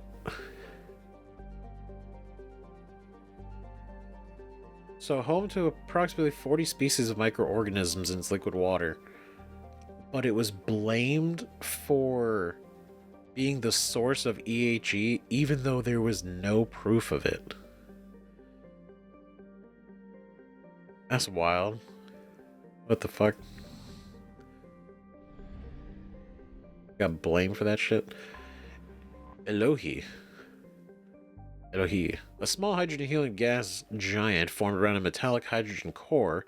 Elohi was the site of a rare astronomical event late last year. The comet Asaro completed its orbit of 70 galactic standard years and traveled so close to the giant that it was captured as a moon. Oh shit. Dozens of space probes from around the galaxy recorded this moment. Elohi is within the frost line of its parent star, where gas giants do not usually form. For this reason, it is believed to be an extrasolar capture. It's like the other one. I found something.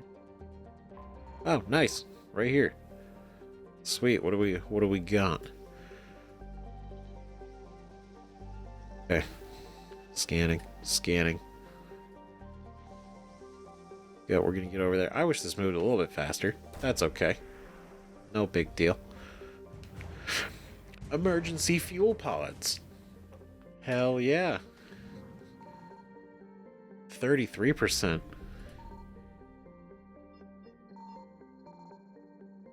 Some more shit? Okay. So they're there. Reapers eluded. Fuck. I don't really have the fuel to, like, fuck around. Oh, there's a planet. There's another planet there. Faster than light jump successful. What the fuck? Okay, I just want to... Oh, God, I want to try Evasion so successful. badly. I feel like I could get it. I just need... Okay, that was a terrible entrance. Can I... Reapers eluded. Can I enter from, like, a specific way? Ooh. Go. Ooh, shit.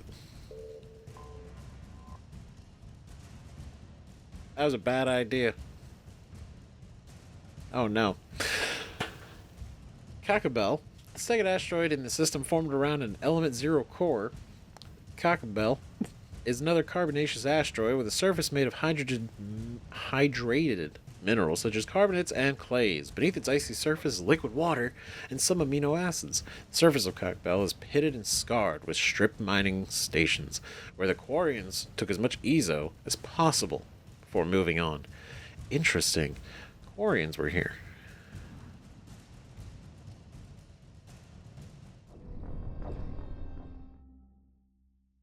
We knew what this was. I found something. Okay, we're gonna go here. Boom, investigate. Oh, there's another one right up there. Oh yeah, there's another planet. They're so small. They're just hiding. Shit. Farless. What of a trio of asteroids formed around element 0 core? Oh, the three. Okay, got it. That makes sense. Farless is the easiest to mine for low yield ezo. Carbonaceous asteroid Farless is a trace of water-bearing minerals and organic carbon in the form of kerogen. Interesting.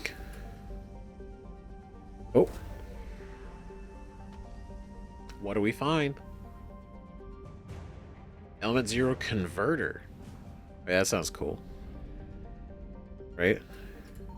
Okay, then this is the third one. So then this should be done. This should be it. Right? This should then be the very end of all of the assets here. It is, and we're leaving.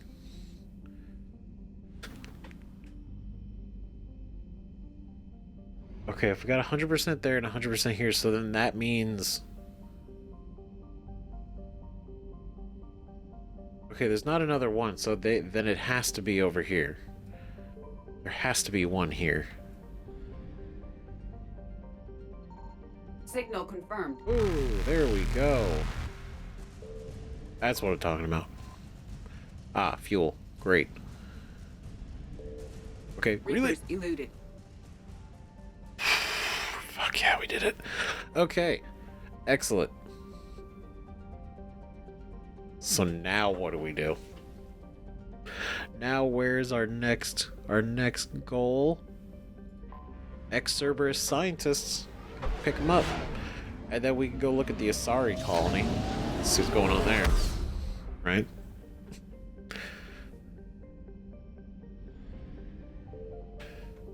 I think outside of that, that's everything we can actually get to. Right? Because we're here now. And then this is right next door. This is a priority, so I'm not going to worry about that. The fossil we're just going to end up finding. Hades Nexus we can't get to. We got that. Can't get to here yet. I don't know where Dakuna is. I'm not sure where it would be. Recover the Holy Book from Dakuna. Could be a system, right? It makes me think it is, because it's Dakuna as its focus, right? Not like an actual planet named Dakuna, but it could be. I don't know. Right? So we got the Athena one. So yeah, let's get these scientists and see scientists, and then Arrae place, and then we'll probably head back to the Citadel, turn it all in, see where we're at from there. Now we're in Fortis Pietas. Though Pietas has a combination of features that make terraforming a possibility, the rights of the planet have been tied up in Citadel Council courts for the past 9 years. The running joke is that by the time the Council finally gives the go-ahead to colonize the planet, Pietas will have evolved life of its own. Home to comfortable temperatures and a mild atmosphere of mostly nitrogen and argon, Pietas could be habitable with the addition of oxygen-producing cyanobacteria. Its crust is high in silicates and carbon, allowing for easy fabrication of construction materials. It's a pretty good place. Smugglers, pirates, and other unregistered starships sometimes touch down at Pietas to lay low or make repairs. Civilian travel is not advised. Don't do it. I found something. Well, I'm about to probe it. At least. Ooh. What do we got? What are your secrets? Ooh, shit. Just money. Money's good. I like money. I like getting money in this game so I can buy my expensive things. Oh, and that was all the... Perfect. All the assets. Equitas. Home to the famous Iron Canyons. Equitas has reddish iron oxide dust, or hematite, covering much of its surface, and significant blue cobalt deposits that freckle the terrain, which is why it looks so nice. Turian explorers have discovered hot springs in the polar ice caps, heated by magma in the planet's crust. In a strange combination of science and hucksterism, a small facility exports water from these springs, which is bottled and sold as having medicinal properties. Of course. But does it? Because a strange combination of science and hucksters. They basically bottle up bottles of the hot springs and sell them. Shit. The funds are then used to maintain a research station which has discovered some fossil evidence that Equatus once harbored microscopic life based on deoxyribonucleic acids in these springs. They could just say DNA, but they wanted to say deoxyribonucleic acid because it sounds, I mean, confidence, right? Cool. Interesting. So, they found DNA in the springs, and that's basically what led to that thought process. Okay, fair. Interesting, though. Vir, a pressure cooker planet with a thick, nitrogen-heavy atmosphere. Vir is largely ignored by the galactic community. Probes revealed a crust of nickel and scorched carbon, both of which have been found in abundance elsewhere at far lesser temperatures. So basically, people want nickel and carbon. However, they don't want to work that hard for it when they could just go to a different planet that has it and it's way easier. I can understand. 106 atmospheric pressure, 778 degrees? No. Yeah, fuck that. Good. Oh, these are the only things over here. Okay, it's a small system. We're good with this. This is great. In the Arrae, Antinax. Antinax, a large terrestrial planet, Antinax has been passed over by the Turians and potential investors alike. When the Turians won the planet from the Krogan, they sought to sell mineral rights, but ultimately found no buyers. One survey team dubbed it a stinking world with nothing to recommend it but brimstone and bad steel. And like Galax, the planet was soon forgotten. Despite being farther from its parent star than Galax, Antinax has a thick atmosphere of nitrogen, methane, ethane, greenhouse gases that retain significant heat. There are a few valuable minerals on Antinax, the most abundant being sulfur and iron, and just not worth it. Alright, Eros. Eros is a Turian world meaning overlook or pleasant view. Not to be confused with humanity's mythological Eros. Right, well, it's the one less R. It's different. The name refers to the planet's nearly absent atmosphere, allowing visiting probes and rovers a sweeping view of its volcanic mountains. Eros' hematite deposits give the world a reddish color. Accessible deposits of iron and copper have attracted second-tier Turian and Volus conglomerates that robo-mine the surface. Yeah, I gotta... So this is kind of hit and miss with some of these planets being useful. Right? Nearest, a moderate-sized hydrogen-helium gas giant, is of mild interest to Turian scientists because of its abnormal atmospheric composition. The planet has only a fraction of the expected methane, with high levels of carbon monoxide and ethylene instead. Which is not what they want. They don't... Really, like, not nearly.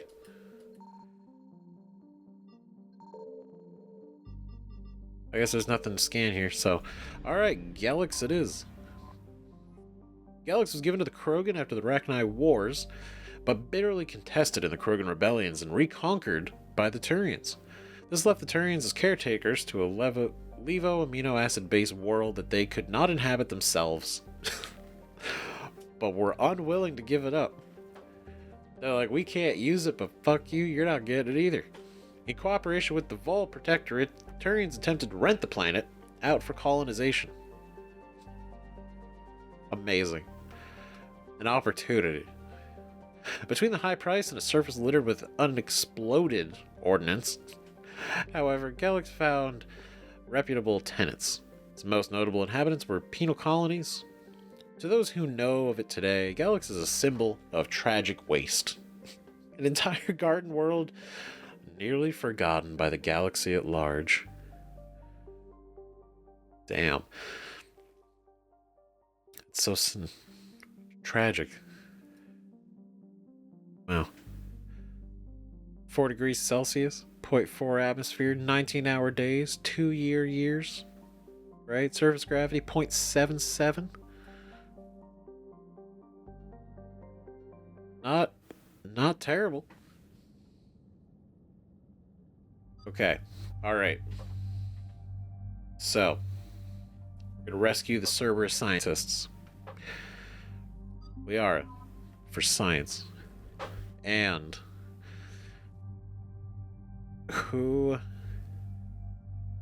I don't want to keep I'm like, if it was up to me, it would literally just always be Liara and Garrus, just because I fucking like them, and I wish I could do more, right? Because I want to bring everybody out more. I bring James in forever and Javik, right? This might not even be that serious of a mission, right? So I kind of want to see how useful Ash is going to be out there. Not that she's useless, but I want to see, like, her skill set, how we can make that work. Right? So, a caliber barrel, and then this reduces the weapon weight. But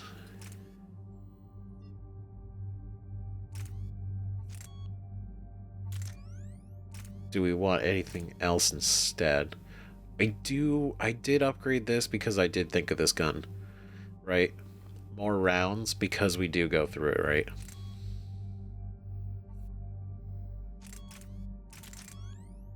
See, the rounds are reducing the weight. And then what is this, 22? Increased damage by 22.5%. Right? I was like, headshot damage by 25%.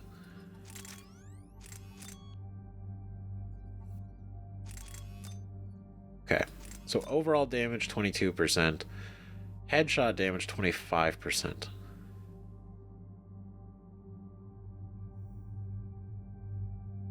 I guess, yeah, this is kind of better to keep the overall, because in case I don't really hit him in the head.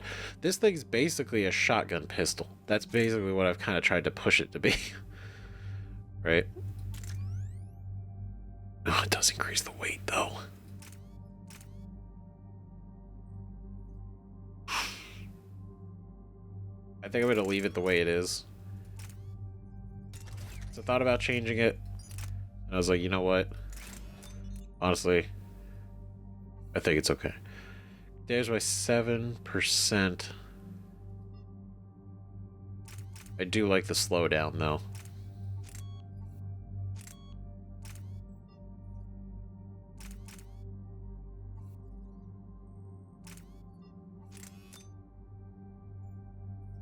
%17.5%. Yeah, 25% still just.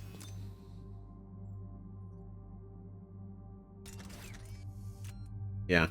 Okay, well, that's that. Ash, let's set you up with some better stuff. Right? Yeah, we're gonna give you that. Okay. And so I appreciate those of you that have pointed it out, that accuracy doesn't mean shit for the other squad. Thank you, because I'm not going to put any of that on their stuff then. Because I was wondering if that was a thing, and if it is, obviously them being more accurate is what we would want. But since it doesn't really matter, fantastic. That and weight not being a thing is real good.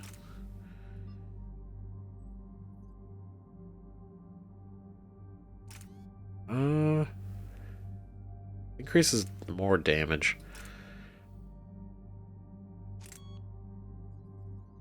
Increases accuracy. Yeah, that doesn't really matter for them. So if I just give them damage, right? Particle rifle.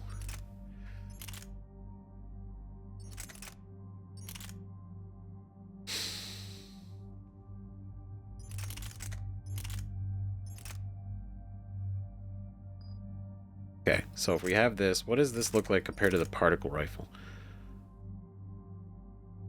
It's heavier, which doesn't matter. Great capacity, because it doesn't need reloading, really. Fire rate, very good. Accuracy, great. Less damage, but I'm going to actually... We're going to actually keep this one. I definitely like it. And we're going to go and increase the damage. We really have a lot of other stuff for this, right? I guess piercing, right? Piercing's better than the other options we have, so that's that. Her being also a sniper and assault rifle, that's kind of cool. That is definitely cool. Good to have. Right, 17 points. Shit. Oh wait, yeah, that's right, because I refunded this one. Okay, so impact radius by 50%, increased damage. Honestly, we're just gonna do full damage. Gonna go maximum damage. Capacity to hit enemies by knocking them down. Recharge speed by 35%. That's over half a second faster.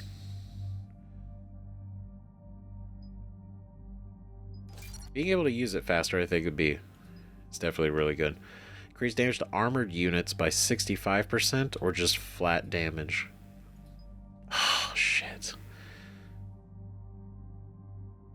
I think the armor damage would be really cool when we're able to do it, because regular damage, I think we're pretty good with. It's cutting through armor that really takes the longest. This is wild. Visor situation, but we got to give her a lot of stuff. So she got 60 skill points to use. Health and shield bonus, weapon damage bonus. Interesting. I feel like survivability a little bit better. Sniper rifle damage, power damage, sniper rifle damage, assault rifle damage, squad mate damage. Ooh. Give all of us 10%, or just give her assault rifle 60. I feel like juicing her abilities up, like her own damage, is really good. It definitely make her a big asset. Right. Increase duration, increase accuracy, firing rate. Ooh. Firing rate. Headshot damage. Increase duration.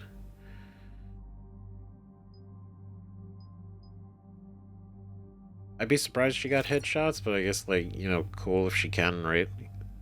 Less shots, more damage. Accuracy and firing rate.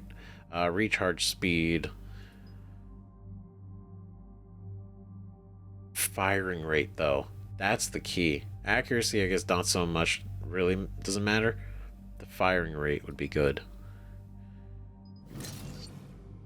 Okay. Now,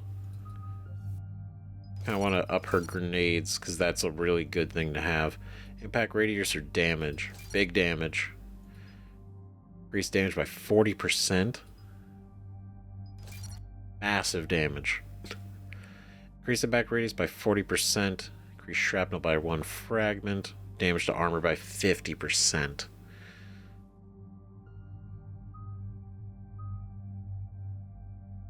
I think we should definitely bump her concussive shot. Right? Okay. Pretty good about that. I should have done the Do R's we know too, how but long these scientists have been holed up out here? Our intel is minimal. Sir, I'm picking up chatter from a Cerberus squad engaging the supply depot. Engaging the scientists? And if I'm reading it right, sounds like more troops are on the way. God fucking damn it. Okay, set us down, then get out of here. I need these scientists alive. Literally. Can we not cause them to get killed? Ooh.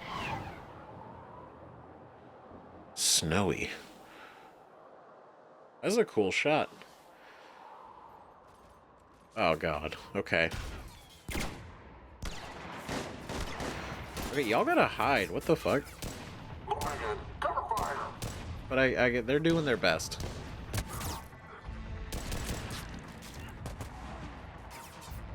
No fucking shit. Really? He's here? Fucking Jacob? Bruh. Come on, really? Oh my god. Is he helping them? Like what I mean is, was he part of them? Is he here with them? That's so interesting. He stayed with Cerberus. Can see why Cerberus abandoned this place. Pretty damn chilly. All right, just keep moving. Oh. Oh. Unfortunate. What did these people do to bring this down on their heads? We can't hold them much longer. We are working on it. Oh. Oh. Just gotta... Just try to, like, really get it before things get real bad. Okay. Shit.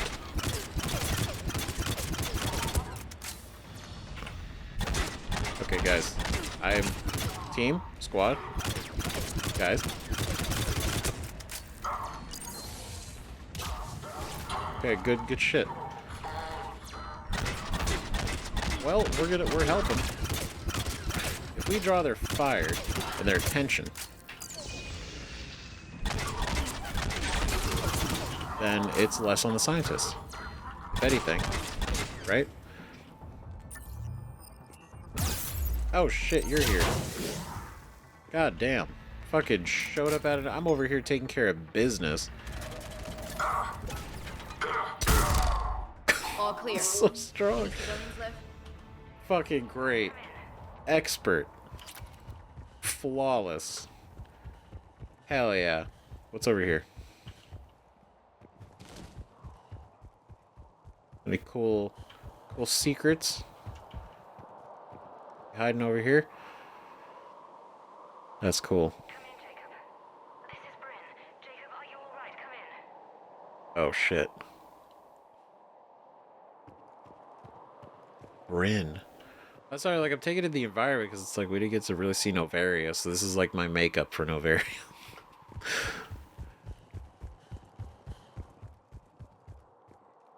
Okay, so they don't really have anything we could take. I was hoping something would be like kind of hiding around here. That's okay. Maybe not.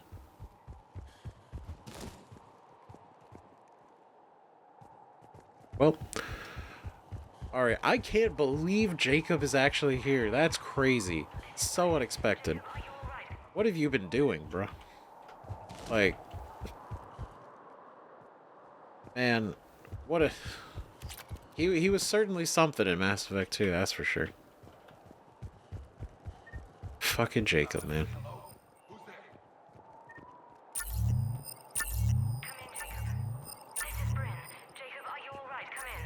Oof. Jacob, bro. My guy.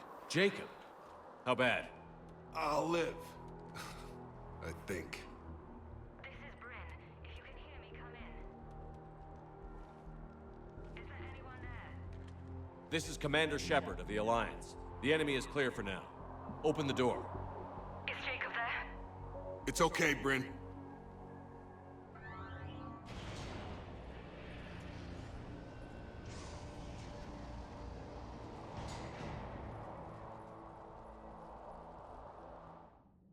Interesting. Jacob. Oh my god. I'm all right. The others didn't make it. What are you doing here? I'm supposed to be protecting these people from the elusive man and his attack dogs. Are they gone? For now. But they'll be back. Didn't work. Sure you're okay? Yeah, I'll walk it off. Save my life one more time and I'll start owing you. This one's on the house.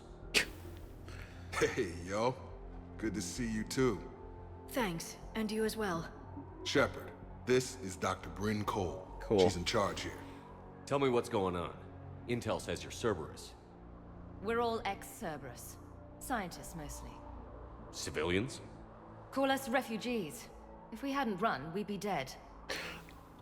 It throws me off because they're still wearing the uniform, but it's not like it's a shitty uniform. Like, for just, like, general protective needs, so I get why they would keep them, right? Jacob was their bodyguard. Interesting. But I assume, I don't know if he left Cerberus or if he stayed and they all left together, like Jacob and them, or if Jacob had left and then they needed a bodyguard, so Jacob helped out. Either way, right? I like that he talked to Liara. If I knew, there was no way for me to have known if Jacob was going to be here, right? But if he did, I probably would have brought, like, Garrus or something, too. Right? Someone else that knew him. Why does the elusive man want to kill you? Our stories are different, but the themes are the same. We were each using information from the collector base to work on the different components of a larger tech. After someone completed their component, they disappeared. No bodies, just gone. As we progressed, we started feeling like we were signing each other's death warrants. That's a good feeling, because that's probably fucking true. So he was still pulling shit from the fucking collector base, and on top of that, whenever they finished what they were doing, they disappeared. And it's like, yeah, because they got it done. He got what he needed from them, and you remove loose ends. The elusive man doesn't mess around. If he can't control it, he'll destroy it. The brain trust here has to be a significant loss for him. You had to know they were going to find you. It's a pretty smart bunch. We covered our bases. But the elusive man is one tenacious bastard. Time to evacuate. I was like, what the Agreed. fuck? Just need to get the AA guns on the roof back online. Cerberus is jamming them somehow. With those guns down, Cerberus will just blow our escape shuttles out of the sky. Might be the network link. I'll check and meet you upstairs. Jacob, you should get that wound looked at. Yeah, I was like, I'm dog, good. sit down. I mean, I will. Like, shit, dude. Commander, I should see to my people. Join me upstairs when you can. Just gonna You know use. this guy, Jacob? More ex-Cerberus? He worked with me to stop the collectors. Come here with these people. It was his idea. You know, I like that. That was even just her commenting on it. I was like, you know this guy? I was like, yeah. Are you crazy? We're all gonna die here. Your partner was brave. He wouldn't want you to crumble like this. He's right. We're getting out of here alive. I promise. Thank you. That's right. We're gonna get the fuck out of here. And Jacob will not bleed out and die. Got anything over here? What is this? Datapad. Money. Datapad. Ooh. Private message from Horus to Bryn. Bryn, I don't like this. I've managed to get eyes on some of the research the others were doing, and I'm getting a sense of a big picture here beyond anything we could have imagined. In our worst nightmares kind of imagined. I'm gonna start sabotaging my work. That's how bad it is. We need to meet up and talk ASAP. What the fuck? So they were all working on a component, like a separate thing. And he or Horus, right, got a glimpse at what the actual big picture goal is, and it was so bad that he's like, I'm gonna start fucking up my work. This is bad, bad. What was it? Is the Elusive Man trying to create a Reaper now? Is he over here building one? Commander Shepard, Dr. Gavin Archer, we met on Project Overlord. What the fuck? That's one way of putting it. Yes, well, after you took my brother to Grissom Academy, I tried putting all that behind me. I don't suppose you have any news from there. I've heard rumors the Academy is in trouble. Holy shit, dude. What the fuck? He's here too. So many people we knew and interacted with. Honestly, we took David away from him because he's the reason that this was really fucking going on with him. He was doing this shit to David. He didn't need it. Right? And it's not like he didn't care about David. He just cared about his work more. He just cared about the goal more than he did about the well-being of his brother. I was at Grissom Academy. Cerberus tried abducting the students, but David's okay. Oh, thank God. Commander, you have no idea what that means. It's a little late to start worrying about his safety now. Kinda. I never stopped. I know you think I'm a monster, and you're right. Not a day goes by where my dreams aren't haunted by what I did to David. Good. All I can do now is hope that one day he forgives me. Well, he's a good person, so I believe he probably would. Right? Because David's good, and you're his brother. And I could believe that David would be the good person and do that. However, I can appreciate that he recognizes that he is a monster, and he fucking did this and all that shit. So in a way, it's good to see the way that he reflects on it. What are you doing here? I strayed too far from the path. This was my only refuge. As a boy, I wanted to be a scientist remembered for doing right by the world, curing a disease or discovering a new element, not a monster who tortured his own brother. Damn. Shit. So profound now. What did you say to the Elusive Man? I told him if his intention was to work with the devil, he only had to look in the mirror. I wanted out of his nightmare.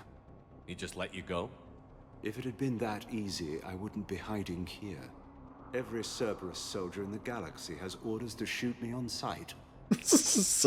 Dude, what a fucking move. Holy shit, you want to work with the devil? Look in the mirror. Fuck. And then he left. Damn, Archer. Shit, dude. But yeah, nobody leaves Cerberus. What happened to Project Overlord? After your intervention, the Elusive Man insisted I find another test subject. Someone who shared my brother David's abilities.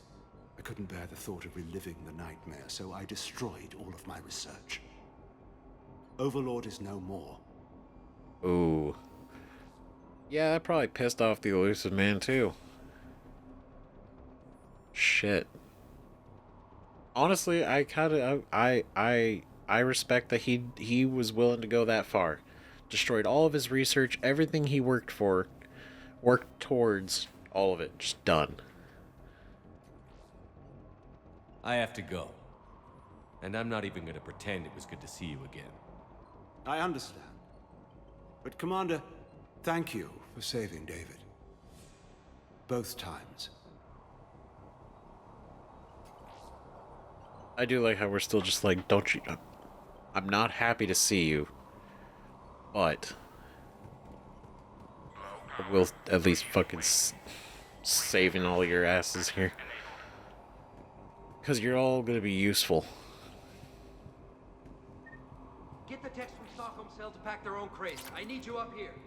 Saw Rifle magazine upgrade, nice. Who are those guys? It'll just take me a minute. I don't think we need the bench. We're good. We set up ourselves pretty well. Okay. It looks like we can go up here. Right?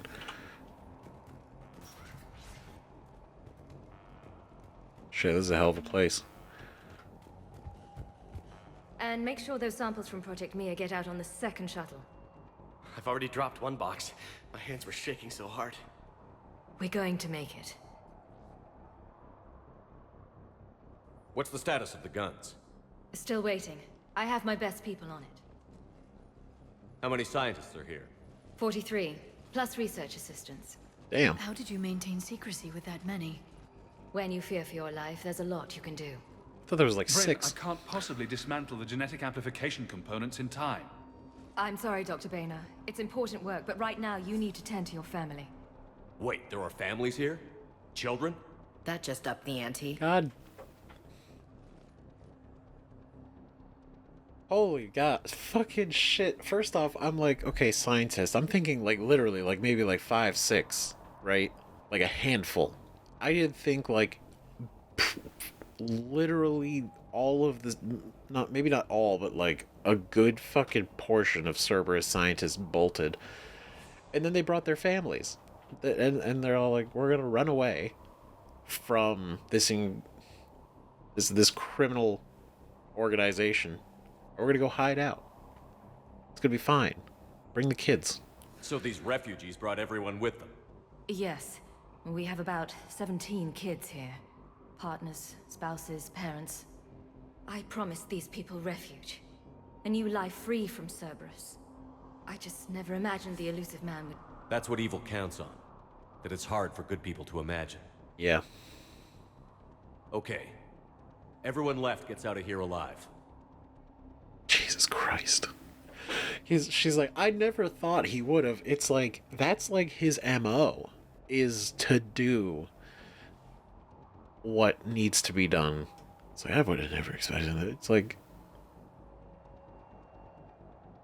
that's such a good line, though. Fuck.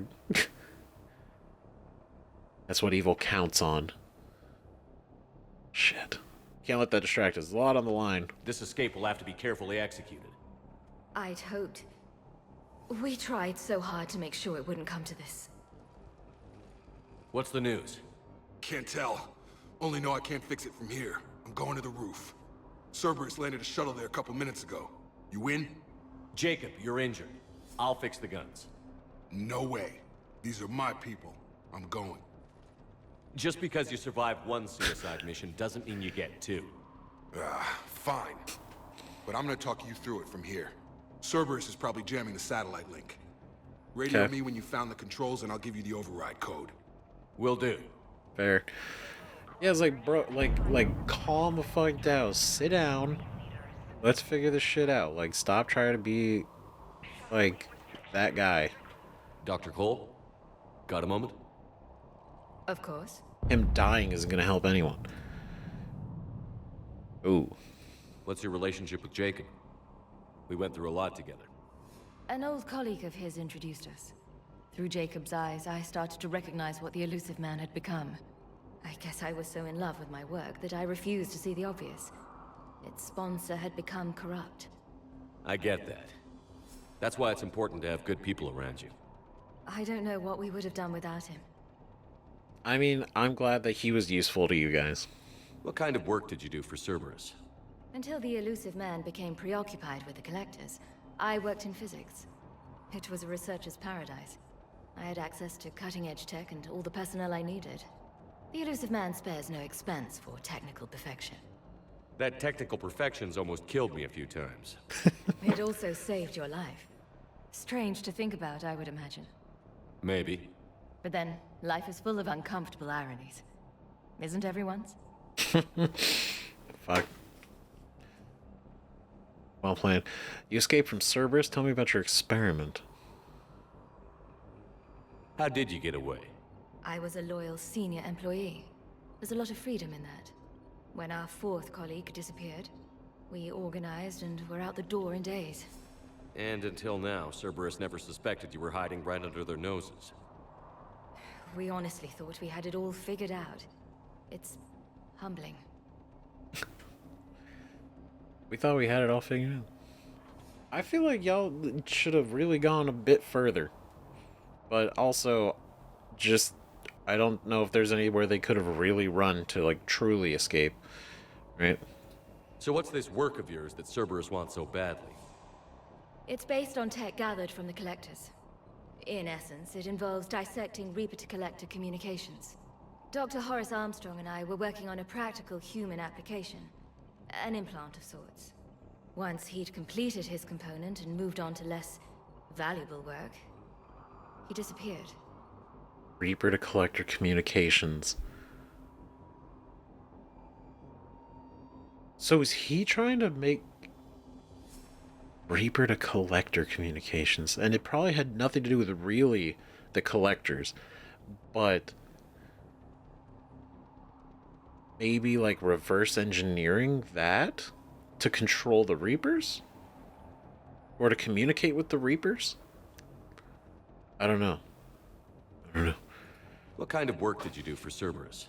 Until the elusive man became preoccupied with the Collectors. It was Okay. a researcher's parrot. The elusive man's... That technical It perfection. also strange to think about. Maybe. But then, life is full of uncomfortable ironies.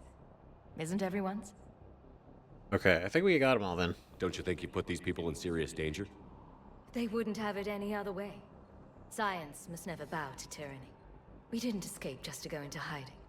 We wanted to build a new life, where we could live and work on our terms. Love, family, they're all part of that. Even now. Otherwise, what are we fighting for? Okay, it's touche, but... yeah, this could have been planned out better. I'll let you get on with the packing. Thank you again for everything you're doing for us. You know, I do the best we can, god damn it. What we got here? Oh, money. Okay. What do we... Bryn Cole. With Jacob's help, we managed to ascertain that several of our colleagues were in fact killed. Oh. Contracts terminated. That's what Cerberus called it. Makeda Scott, Daniel, Chunhei, Annika. So many others I don't even know about. All of them gone. Disappeared without a trace, just like that. We should have left sooner. I don't know why we waited so long. I can't remember what seemed so important that we had to stay just one more day. What was I thinking? That's what we call... I don't know the word for it. Hubris? Basically, you were just like... even though everything's going to shit, you're working on this, you want to see it done and perfected and finished because you believe your work is important and you're proud of it. Shepard, I'm in here. Okay. I'm not willing to die to save this data. Let me. I'll purge it and meet you at the shuttle bay. I don't want to die. Go. Just go. No, I'm okay. Let's just do this. Shit. A lot of tension, right? Damini Sengupta. Attempts are ongoing at figuring out what the end product of our research was meant for, while it is obvious that the delivery system was to be implant reliant. With evident neurological applications, many questions remain as of yet unanswered. The loss of Dr. Horace Armstrong in particular is hindering our efforts to speedily reconstruct the nature of the elusive man's goals. We have several parts of the whole which can lead us to chilling conclusions, but we are nowhere near figuring out what said whole might be, and that is what scares me the most. So, first off, Horace, he figured it the fuck out. He's like, I feel like I know what this is going towards. And he was killed. He was taken out. And Damini, they have several parts of the whole, and they're kind of getting an idea of what those conclusions could be, but they don't know for sure. I want to know. This I thought was going to be a quick down and out mission. I thought it was going to be cool. We just show up, get the scientists, and leave. This has become a thing. This is kind of wild. Turian toxin data. Shit. This is for our other mission. And poison. Tailored to Turians. It is. Right? Bam. Dr. Sis is looking for a Cerberus poison tailored to Turians. Find a sample of the toxin delivered to her to Memorial Hospital. Boom. Done. Easy. Fucking got it. Told you that we should have gone to Sanctuary. Look, let's just focus on getting out of here alive. Shotgun high caliber barrel. Great.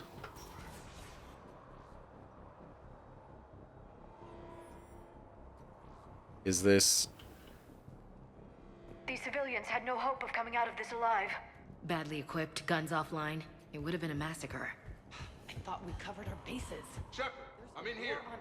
What does he want with us? Why does he care? Who knows? He's crazy. You can't plan for crazy. Okay. I'm in here. Okay, so yeah, we should stop by here first, because I wanted to make sure we explored everywhere before we continued. Right? Just to be sure. Jacob Taylor, Outpost report. Outpost now 48% operational. We reorganized some of the storage rooms around the central core, turning them into living units in order to save power. The outer areas are all condemned now, which should provide us with a buffer should Cerberus agents find us. The guns are functional, but I don't know how exposed they are. I'm going to look into finding us some shielding on the black market. Well, at least he was like pretty trying to be proactive about it, right? So it wasn't like he was completely reckless, but Casa Fabrication Greaves. Nice. Hopefully those are good. I'd be impressed if they were better than ours. Right? Jacob. Hey, you okay? How've you been? Give us a minute. Yeah, we're gonna have This is crazy. I didn't think I'd ever see you again. I know the feeling. So how'd you become a gun for hire? Long story. It was an opportunity I couldn't resist for people I came to care about. Okay, so he did officially leave Cerberus and then became a mercenary. Suits you. What about the war? You seem good. You look good. These are great people. Defending their ideals, I like it. I think I found what I'm meant to do. Mercenary? Everything about your... That's a weird thing to bring up out of nowhere. But, oh boy. Right? Getting Cerberus intel? How'd you end up here? You still think about what happened to your dad? Haunts me more like... Is that really it? That's kind of crazy. Like, just like a single line. You ever think about your dad? Remember how he did all that fucked up shit back in Mass Effect 2? Isn't that crazy? Do you ever think about that? And then he's like, yep. And then we move on. Jesus. How long have you known Britt? We met through a mutual friend in the Mumbai cell. Guess I've known her for a year. We had a lot in common. Then she came to me about her missing colleagues. Asked for my protection, my help finding a place to run to. How could I say no? Okay, fair. What's up with you and her? Who is she to you? We're together. And you run this enclave with her? You settling down, Jacob? Yeah, maybe. It's just, if these are our final days, I want to spend them protecting these people. Building a life. Whatever's left of it. Damn. Okay. I could be happy for him finding his place in the world. In the galaxy, right? That's good. Good for him. What's the story, Jacob? Why are you working at a place like this? After we got back, well, things look different when you come back from a suicide mission alive. So I quit Cerberus. I quit everything. And sat by the Mediterranean for a while. That's when I lost track of you. Oh, shit. You sat on a beach? And what did all that fresh air and meditation teach you? That what I choose to fight for better mean something to me. That it comes from the heart. We could sure use you. It's real tempting, Shepard, but I like where I'm at. I'm important to these people. I want a life. I want a family. Sure, I get that. No, Shepard. The Normandy's your real love. Doesn't mean I don't want to say to hell with it sometimes. But you won't. You can't. I mean, true, but, you know.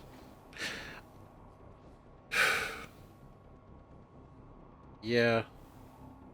Him wanting a family and a life and all that, it's like, dude, wow. What a change from him seeming to not really have a purpose in Mass Effect 2. Like, in like, for himself, he was just kind of going, right? Now he's got something to aim for. Anything on Cerberus I should know about? The elusive man became obsessed with indoctrination. I know that. You ever wonder how it all went wrong? I mean, was I blind? I remember him being an idealist. How come I couldn't see the evil? Don't beat yourself up. And if you ever get that crystal ball working, give me a heads up, because I'd love to know how this all plays out. Right. Right. Can we go back to his obsession with indoctrination? I want to know more about that. What does that mean? It's all...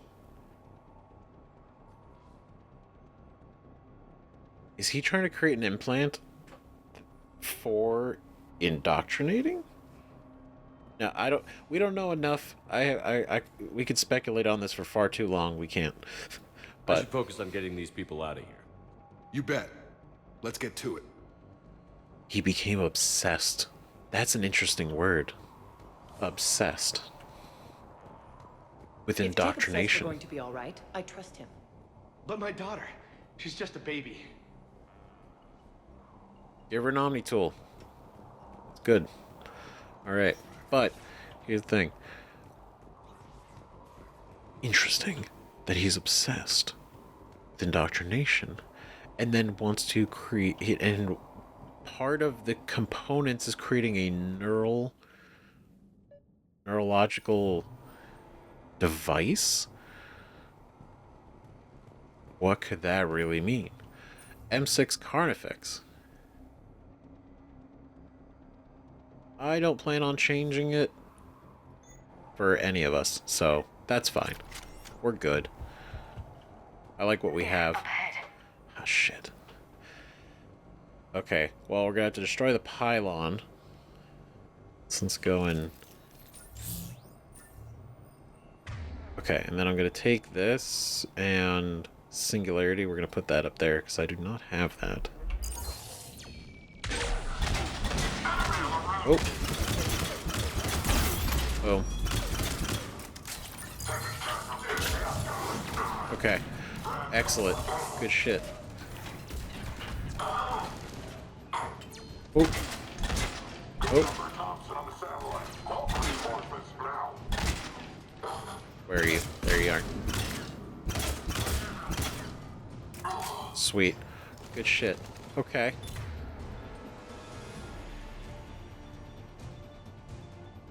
Now, ooh, do I... Gonna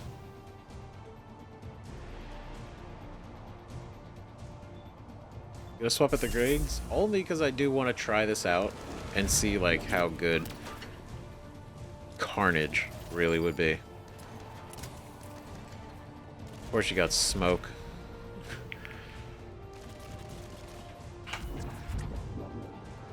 Okay, Singularity. Oh, he's a heavy.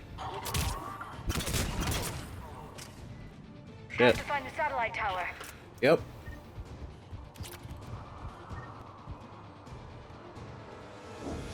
Okay. We gotta go, but we also gotta be alert. Ooh, that's something. I see this. Okay, high caliber barrel. Fantastic. You fucking knock that out right now.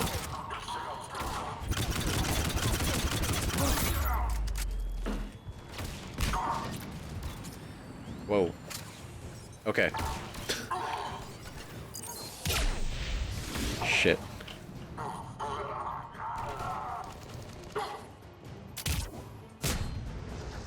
That's pretty good. Carnage? That's great. It's very strong.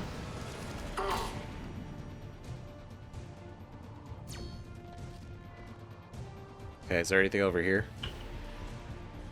Just want to be real thorough. Okay. Shield generator, not worried about that. Okay. Not seeing anything else.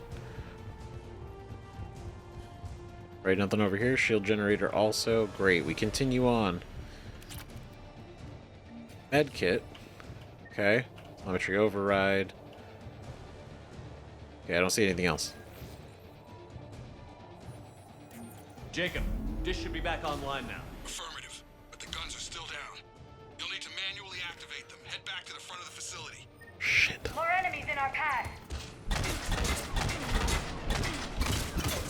Oh. Alright, get up here. Get up. Get up. There we go. Shield.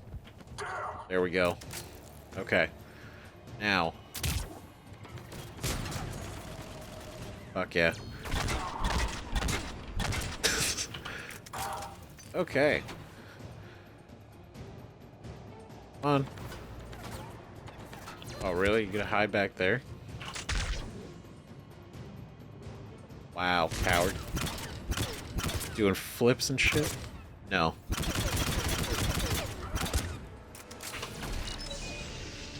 Come on. Fuck. Okay.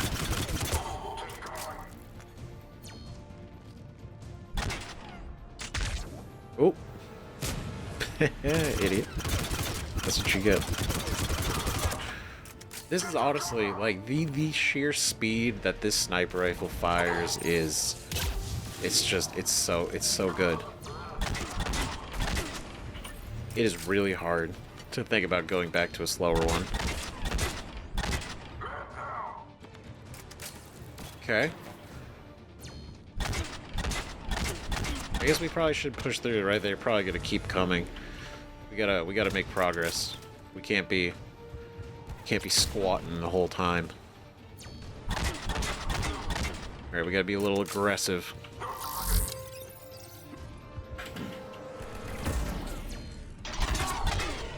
Shuttles overhead. They're dropping out of the sky. Oh, great. Shit. Run the gun, Shepard. Damn it, didn't work. Gotta get him off that gun.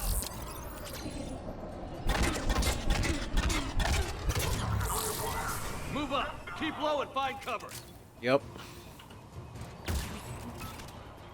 Okay. Go over this way. Well, shit. Whoop. Okay, it's all the way up there. I think we could do this.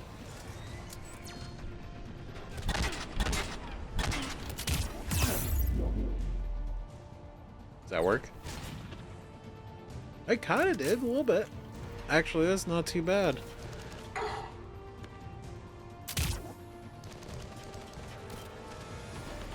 I missed. I missed that time. That was unfortunate.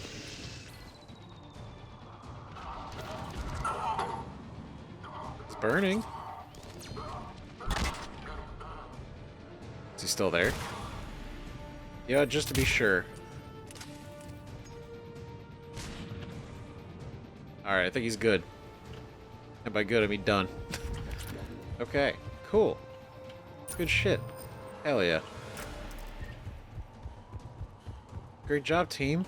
Let's fucking go. Let's get up here.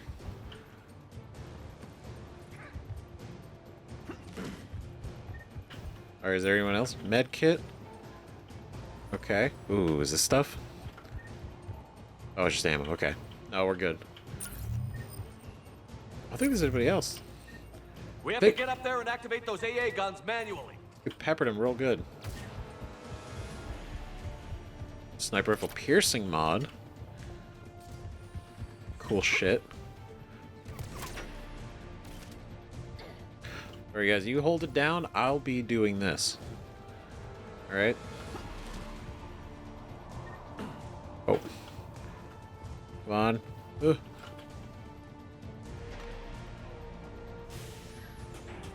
Sweet.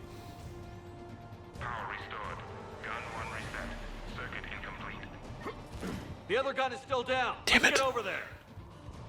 Oh, they're on, of course, they're on a single circuit. That would make sense. Just take one down, you take them all down. Still down there? No. Okay. I was kind of hoping to see if we could use the turret. Okay, that got the data pad. Is there anything down here? Or is this just gonna be... Okay, this leads to that, which is... Ooh, shotgun spare ammo.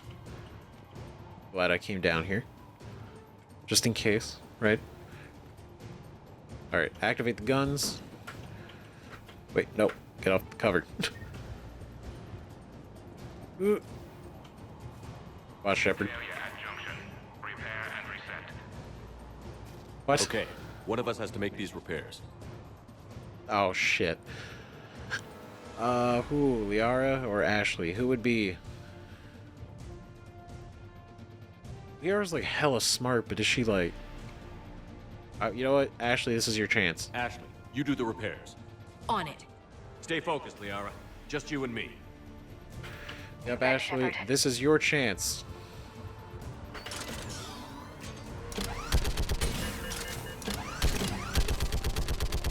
Oh my god, this is intense.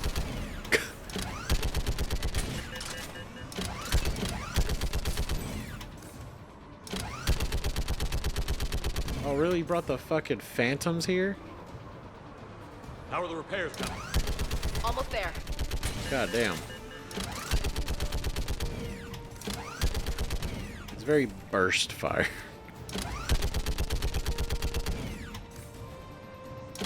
I feel like it would be more effective using my own stuff, but this is fun, so. God damn. It's brutal, dude. Holy shit.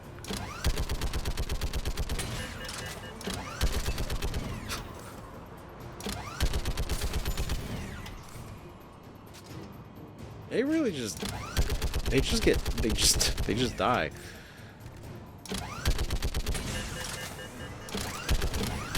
Ooh, that was his window and he missed it. Repair's done. Just gotta go power up the guns. Sweet. Gotcha. I'm on it. How do we do that?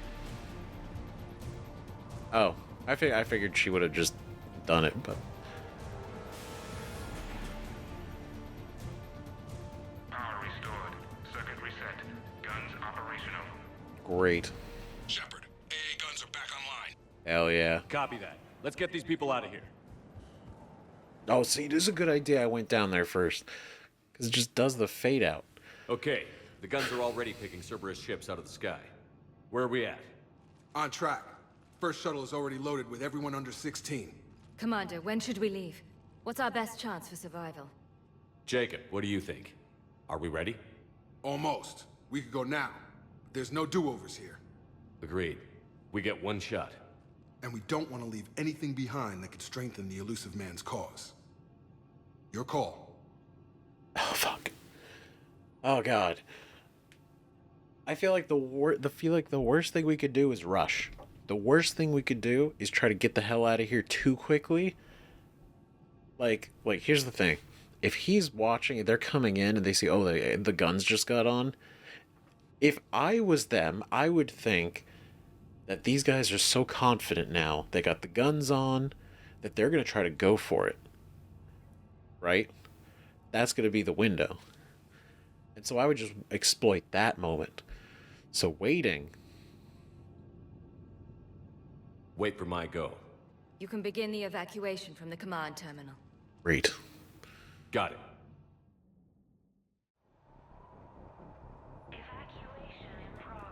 Okay. Should we look around more? Is there other stuff here? Maybe? Well, I guess if it gives us an opportunity... Okay, let's do a quick lap around, just in case if there is anything. Okay, well, I'm not seeing anything new, so I don't know if there's more conversation we can have. The evacuation is progressing. Is there anything else? Thanks, Dr. Cole. I'll let you get on with the packing. Thank you again for everything you're doing for us. Okay. That's good. I don't know. Let's go check. I guess we could talk to Jacob, right? See if these guys have anything else. They don't. We can't go back that way, so we're tapped. Oh, and Jacob's got nothing else to say, so we're... Okay, we're good? I guess that just gives an opportunity to talk if we didn't do it before. Right? Which I guess is a cool opportunity, because it does kind of suck when the missions just end, right? Evacuation is go. Evacuation is go. Alright. Stand by for shuttle launch. God, please. Have the guns punch a hole in the perimeter, then launch Shuttle 1.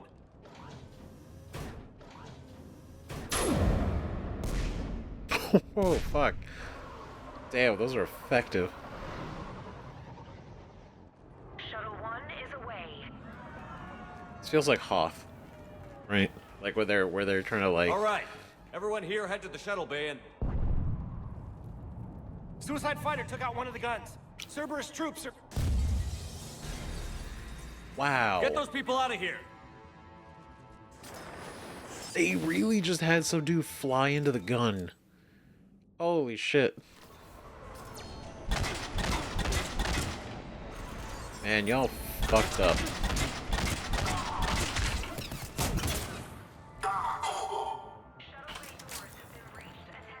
God damn it.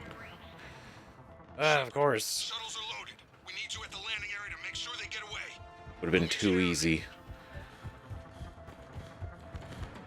Alright. Let's do this. Let's move. Yep. Clear the shuttle bay first so we can bring the door up. Then get out to the landing pad. Right behind you. There we go. Where's the other guy? Are they all down here? Oof. Sorry, dog. Done. Jacob, bring up the main door. Got it, Shepard.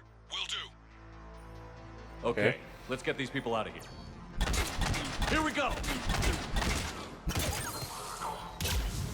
Okay. Let's get over here. I really need to take out the shield generator. Can't fucking get to it. Shit.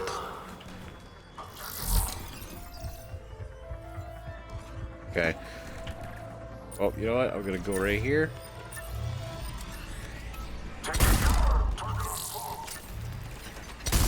Shit. It's aiming very high. Oh god. No. Piece of shit. Stressed. That was not working the way that I thought it would. Oh, we are. Come back. Oh god. There we go. That's what we're talking about. Shit.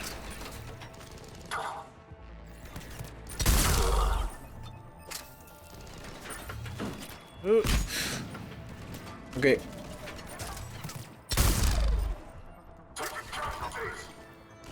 I think I just gotta be better at using the pistol. Like, it's great, but I feel like I miss quite often. Cerberus shuttle landing above. Got it. Finding a position. Fuck. Nope. Idiot.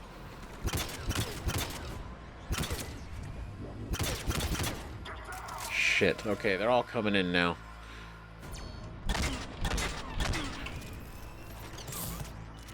You know what? No, we're gonna get some shit.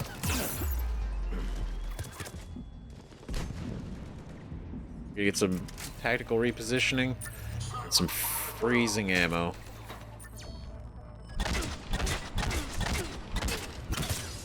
Chill. Oh. Okay. Good shit. Okay. I'll get him first before I move. Jacob, come in. What's your status? Shepard, the facility's overrun. Cerberus troops are all over the place. Yep, feels like it. One more shuttle of refugees to go, right?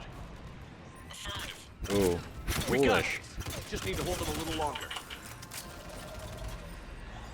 Oh wait, no, they're gonna keep coming. Okay.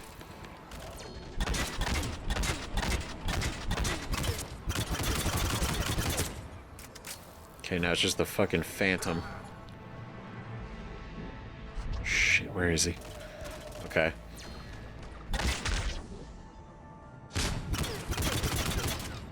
Oh. He's trying to be fucking fancy.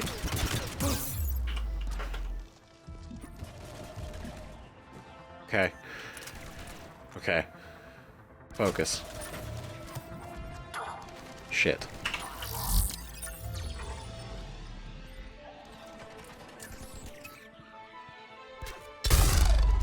Fuck, I missed. Missed again.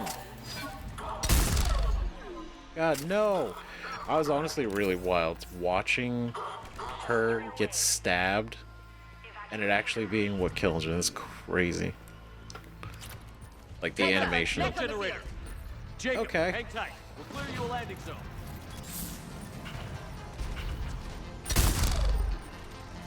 Shit. I feel like this is going okay. It's not going well. Okay, hold on. Let me fucking let's pop off, because this is it's a lot. We gotta take those shields down. Hit it with a grenade.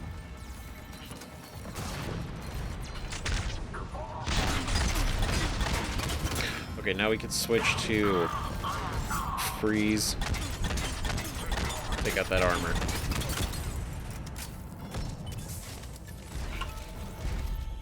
Maybe this will be better. He's not very good at driving it, which is at least a good thing. These guys are fucking solid. This place is crawling. Bringing the shuttle to you. Great. Roger that. Hell yeah. Let's fucking go.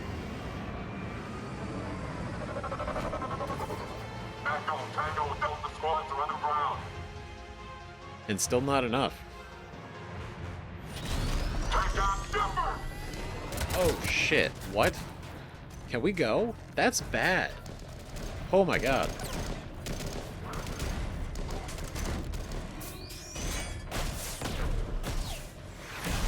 Oh my god, what the fuck? Commander! Yeah, we got...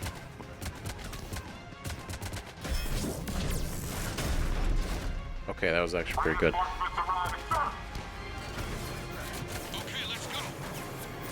Son of a bitch. Holy crap. We actually made it. Like, everybody made By it. the skin of our teeth again, hey, Shepard? Nice to see you back in action. Yeah, feels good. I was afraid we wouldn't get anyone out alive. But because of you, we got almost everyone. Thank you. Dr. Cole, I have a request. One you can't afford to turn down. I need your help against the Reapers. Without a doubt. I'm at your service. And I'm sure you can count on the others as well. Hell yeah. You too, Jacob. I need you. Of course, but I wouldn't mind staying with these folks. Why? Well, no, of course, I don't care. But it's like, you know, you stay with them. Obviously, your girl and all that, right? Like, go for it, but, like, be part of the fight, in a way, right? I'm impressed that she jumped out there to help us. That's great. Appreciate that. You don't want to join the team on the Normandy? I'm torn, Shepard, but looking out for these families is important to me. It's where I'm at right now. I hope you can see that. Okay, fair. Sure. Who am I to say, right? Keep him safe, then. The Alliance needs that Crucible. You got it. All right. Report to Admiral Hackett for your assignment. You know, Commander, I've never met anyone like you. Just feel better knowing you're on our side. Thanks. Shepard, that's nice. When this mess is over, drinks are on me. Be safe out there. Hey, you know, short and sweet, just like reconnecting with Jacob. I'm sending you a large team of scientists. I have the dossier.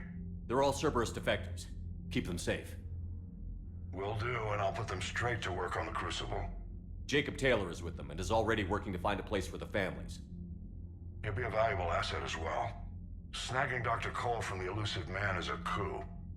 Having her on our side could be a huge win for us.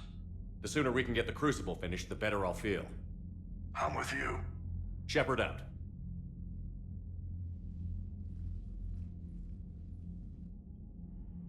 Honestly, it is some crazy shit. When you think about it from, like, Tim's perspective, right? and how he just lost 42 of his best scientists in a fucking just a short period of time. Gone. Right? Embarrassing. Truly. Sorry. What do we get? Oh yeah, we got the Asari cruiser Nephrane. That's cool looking. That looks cool as shit. The Asari cruiser Nephrane is named for a lost city said to be buried in ice at Thessia's south pole. The cruiser still carries scars from scores of Geth fighters it took on during the Battle of the Citadel in 2183. Nice. The crew refuses to have the scars removed, considering them marks of honor and a reminder of how close they came to annihilation. That's cool as shit. Hell yeah. Asari research ships. The Asari scientists of Orasoni had isolated themselves to prevent academic and corporate theft of their work. They've been researching new polymers, looking for a material with high heat resistance and zero conductivity that is dirt cheap to produce. Bold. One of their prototype materials appears ideal for insulating the Crucible's venting chambers. Fuck yeah. Cool. Asari cruiser. Cybane. Cybane is an Asari cruiser-class warship. A mix-up during the cruiser's construction left it with an unusually large drive core, and engineers redesigned the ship around the excessive power source. How do you be like, oops, we gave it too big of an engine? I don't know how you do that. But hey, yeah, cool. Cybane's unusually robust engines provide enough energy to generate kinetic barriers normally reserved for dreadnoughts. That's fucking badass. So you have a cruiser-class warship with a dreadnought type kinetic barrier. Or just a kinetic barrier that is usually on dreadnoughts, but they have it on there. That's fucking... What a unique vessel. Alright, Crucible. What do we got? Element Zero Converter. We picked that up. Element Zero refineries are large industrial facilities that remove impurities from the element, also called EZO, before it is used to fuel starships or gravity generators. It is an important process. Sending an electrical charge through impure EZO can cause the element to explode. By setting up a conversion facility beside the Crucible, EZO can be mined, refined, and supplied to the project in record time. Cool. Emergency fuel pods. The fuel pods scavenged from a field of debris in the Valhallan threshold were once attached to a fleet of merchant vessels making long, risky journeys into uncharted space. The pods have been repurposed for the Crucible project. When activated, the Crucible's fusion reactors consume entire oceans of helium-3. The fuel pods serve as emergency reservoirs should the weapon use more power than expected. Fucking smart. That's a good idea, just in case. But that is crazy. I mean, the size of it makes sense. But just imagining, like, an ocean of helium-3 and it just being, like, sucked up. Nuts. Alright, sirs, what do we got? We got a lot. Cool. Ex-Cerberus scientists. The Oza Man's research of humanity's best attracted many renowned scientists. Cerberus offered generous salaries, brand new facilities, and unfettered research budgets. Despite these lavish perks, some began to worry about the ethical ramifications of their work. Scientists rescued from Galax were among the first to leave Cerberus. They diligently helped to construct the Crucible, which is a great fucking victory getting these guys. Like, the ethical ramifications of their work, that's one thing to be worried about, on top of the fact that they started to, like, notice what they were really making, and it being like, are we creating something that's gonna, like, be so much worse for everyone? I guess it's part of the ethical ramifications, right? But Dr. Bryn Cole is an ex-Cerberus scientist who studied the technology behind the Collectors. She eventually cut ties with the Elusive Man and helped dozens of scientists and their families flee the organization. The Doctor has joined the Crucible project, using the knowledge gained during her employment with Cerberus to help build the weapon. Holy shit, Archer's here too. I mean, of course, it makes sense, right? He was part of the scientists that we rescued and brought over. Gavin Archer was a well-known synthetic intelligence specialist from Terra Nova who disappeared years ago to work with Cerberus. Now that he's parted ways with his former employer, Archer is among the scientists working on the Crucible. His study of VIs and AIs, in particular the Geth, gives him unique insights into parallel processing and inter-system communication that have already improved the weapon's efficiency. It is cool to see that that the Protheans left behind this blueprint, and we are not only building it, but we're actually like modifying it in a way to be better, which is cool. Because it's not just like building the blueprint, sticking to it. It's like, no, this is how it is, but if we do this, it's even more efficient. That's awesome. Jacob Taylor, son of a bitch. I guess I shouldn't be surprised we saw him again because we have seen other people. But I definitely can't say I expected to see him again. Like, this was genuinely like he either stayed with Cerberus or he disappeared. Right? After helping Commander Shepard destroy the Collectors, Jacob Taylor cut his ties with Cerberus. He joined the war following an attack on a safe house for former Cerberus operatives where he was hiding out. Jacob turned down formal reinstatement into the Alliance Marine Corps, feeling his past with Cerberus disqualified him from their company. Taylor is instead a consultant, advising the Alliance on Cerberus tactics and defenses. He also participates in missions that target the Elusive Man's holdings, because it's personal. Hell yeah.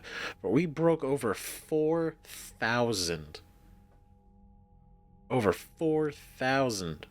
military strength.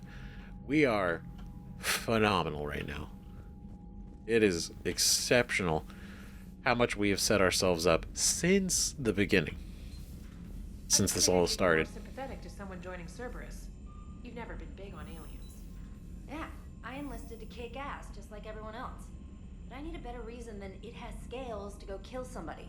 If Cerberus is taking our dishonorable discharges and Cat 6 washouts, it's just one more reason they're not worth a damn. Damn. Commander, there's a new message at your private terminal. Bro, they're taking our dropouts and our kickouts, basically people that don't belong here. They're basically just garbage anyway. The Cerberus scientists are safe with the Alliance. The brass thinks they'll be a big help on the Crucible. Yeah, just because they work. Academy, now this. Nice work.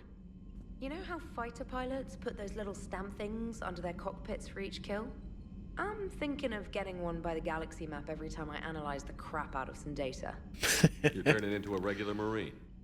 Yes, well, I guess you're rubbing off on me. Nice work. Thanks, Commander. It feels good to bring someone out alive.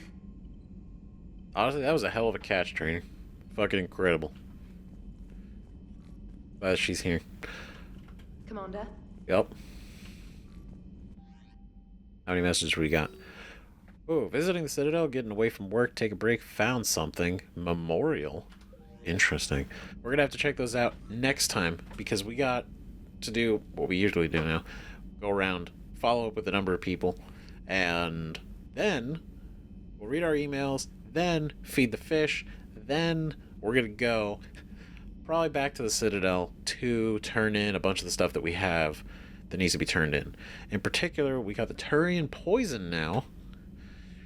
Right? Turian poison. That can be turned in. As well as we got the Prothean data drives. And I think it's up here now. Yeah, the statue. And the poison to the hospital. Right? So those would be great. And then the next episode, we're gonna do all that. And then I think we're gonna go check out the Asari colony one. We're gonna go to the Asari colony and then probably gonna do Arrae. Well, not do Arrae. We're going to go talk with Arrae. Whether that happens or not is beyond my control. But here's the thing. Let me know what you guys think about everything in the comments. Thanks again for watching. Seriously. We're chugging along, right? trying to utilize the time that I have lately to really, you know, chip away at what we've been really missing on the channel. So thank you again for watching, staying strong, supporting, all the comments. Love it, right?